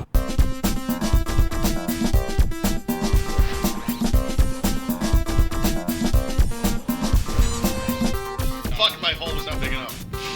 Oh, I wish I hadn't said that. Tested. Have you guys talked about this knife? That I found on this table? We haven't talked about it, but we can. You haven't talked about it? Not in the video. Is this for a show and tell or something? It was a gift. It's a knife that says failure is not an option. No, It's always- it's always an option. There is always an option. Failure is not an option. It's a different Complete kind of opposite. knife. The diametrically opposed. I think they're both kind of creepy things to have on a knife. It's an insanely sharp knife. You should be careful. That is not an invitation to test it because you will cut the shit out of yourself. I think it's a pretty cool knife. I like it. That was good. It's from France. It is. It was lying on this table open. Partially open. It was It was, Seems to be It's knives pretty on this open. table every week. Can we talk about BioShock some more? No, I think we should not spoil the game Save for Joey. people. What's going on? What's are we at like 3 hours already? No. 2.5 hours? No, we're at 2 hours and 20 minutes probably from when we started. I guess it's a pretty good show. I think we covered the outtakes with the shower talk. Really? We know now that you touch yourself while listening to the Giant Bombcast naked. Man, I have to cut this part out. Did you guys see the Hold on. Why does that mean? I was in the shower Yes. washing. It's not like I'm a weird never nude wearing my You chose cutoffs. a very private place. Time. I hit my podcast playlist and the 99% Invisible finished and Giant Bomb was next in the queue. I can't control that. I was in there. I was like, oh shit. Hey guys, it's Tuesday. And then, luckily I got everything important soaped before that happened. And I brushed my teeth. Did you guys see the Drake Tracker 2000 Super Drake Tracker? Oh. Was that an X? EX. So at Giant Bomb's This is the PAX dumbest East Kickstarter panel, ever. They did a little bit with the John Drake tracker Dan Teasdale made it, right? to show where John Drake has been flying on airplanes. Yes. And he travels a lot. Yeah, and so Dan Teasdale of Twisted Pixel made a legit app version, or is going to make a legit app version. No, he's already made it. And they kickstarted it, and he's getting a Unity license. That's what the It's like Kickstarter money's going $500 to. or So I'm something. not. So maybe he made it, and he just doesn't have the license. I think it's more than that. whatever. Well, the Pro is more expensive, but the yeah. basic Unity is $500. So he's making this, and apparently there's going to be like a button in the app that is an in-app purchase that you can make that buys John Drake a Diet Coke. I don't know if What do you mean buys him a Diet Coke? Well, it will purchase. The in-app purchase will cover the cost of buying and shipping a Diet Coke to John Drake wherever he may be. So someone who does fulfillment. I assume that is probably Dan Teasdale at Twisted Pixel. Because it doesn't really benefit John Drake unless he has a Diet Coke while he's traveling where he is. Well, At that moment. maybe it just PayPal's John Drake 75 cents. So all of a sudden there'll be an account with dozens and dozens of 75 cents in it. Does this take live information? Like, is it parsing his Twitter feed? Or does somebody have to manually input the data? I 'Cause haven't looked at it enough to know where they're getting, like how they're getting the info, but it seems like he's got it pretty well thought out. How much money are they looking for? They were looking for $500. $500, And the they've cost made of the Unity. $8,000 $8,600 as of right now. as of right None now. of this goes to Giant Bomb, Ryan Davis, or any affiliates of Okay, CBS. so what happens to what's the biggest reward? So the smallest reward is you get a certificate of authenticity. That's pretty good. The next one, you get a Men of Game Development 2014 calendar. I don't want that one. The next one is the Drake Drive, which is a USB key that they're going to put John Drake's face on. That was like $50. That was pretty expensive. That was like $50. So there was a tier if you pledged $550 that you could get your name in the game, and it would like, in the app, and it would, I think, like say your name every time you pressed it. It would like do a call out to you, some kind of only one acknowledgement. person. Only one person could. And it get is that it one. is claimed. It was claimed very quickly. Jeebus. How much? So they've What are the raised stretch $8,000. Apparently, one of the stretch goals is Oculus Rift support. Well, they'd have to make enough money to buy a Unity Pro license for Oculus Rift support. Well, Unity Pro was like the second one. Oh. So they got Unity Pro, Android support, and now Oculus Rift support. Is it gonna be an iOS app too? Well, iOS It's is a default. primarily. Yeah. Okay. Apparently, they're going to add Ouya support for 10K, which they will hit today probably, or tomorrow. Wow, it's 13 days to go. This is ridiculous. When Ryan said this was the dumbest thing that they've ever done, he really wasn't kidding. I don't know if it's that dumb. So does John Drake run this app also, like and with a special key that would broadcast his signal to other people with this app, or run a companion app, or something? I don't know. He didn't know anything about it. Yeah. Oh. The spreadsheet that Jeff and Ryan and those guys made tracking his travel for the last year was really dumb and really funny. It's on, I think it's on the Kickstarter page. That may just be a link to it. I'm not sure. It was pretty silly. Wow. That's a pretty good idea. Well, did you air quote good just for the audio listeners at home? It's a pretty good idea. Okay. Stand by my remarks. It's a pretty dumb idea. Yeah, so there is a disclaimer that says the Super Drake Tracker EX2000 is not a product of, nor is it officially affiliated with or endorsed by Giant Bomb, CBS Interactive, or any of its subsidiaries or affiliates. Accordingly, Giant Bomb will receive no funds contributed to the Kickstarter, nor any in-app purchases made with the Super Drake Tracker EX2000. This goes double for any companies that I, Dan Teasdale, have been or am currently working for. This is a personal project or does not represent or constitute a product of my current employment. It's dumb. It's real dumb. How come there's only 13 days to go? It's only half a month? I think There's a lot of people are doing that. It's probably worth mentioning the Eminent Domain Kickstarter is wrapping up now. So the expansion for that, if you want to get in on that, you'd need to do it like now because there's a day. It'll be done by the time you hear this, actually. So sorry about that. Veronica Mars, the movie, has like 3 days ago. But they ended up with like $11 million. No, 4 or 5? Yeah, it slowed down. Yeah, it didn't sustain Dramatically. the way the Pebble or the Ouya did. Huh? Which I think is okay. Is it Ouya or Ouya? Ouya, whatever. It's Ouya. Who cares? You hate it, Wes. Julie Erman Just cares. tell us, man. I'm really curious with that project, and they'll probably never really get into like exactly how much of the money is going to come from Warner Brothers versus how much is going to come from the Kickstarter in terms of them making that movie. Like, if Warner is going to distribute it, like obviously they're going to put a significant amount of money into it in general that it makes sense that they would probably, kick in 10 or 20 million bucks to make the movie. But I mean, from the way they've written the updates in the Kickstarter campaign, like, they make it sound like, every extra $1 million they get from fans will affect the size and scope and everything in the movie. So it's hard to say. I mean, obviously they want as much money as they can get. But I'm excited. I love Veronica Mars. I like the first season of Veronica Mars a lot. We've talked about this. I think that'll do it for us today. We'll see you guys next Thursday with another edition of This Is Only a Test.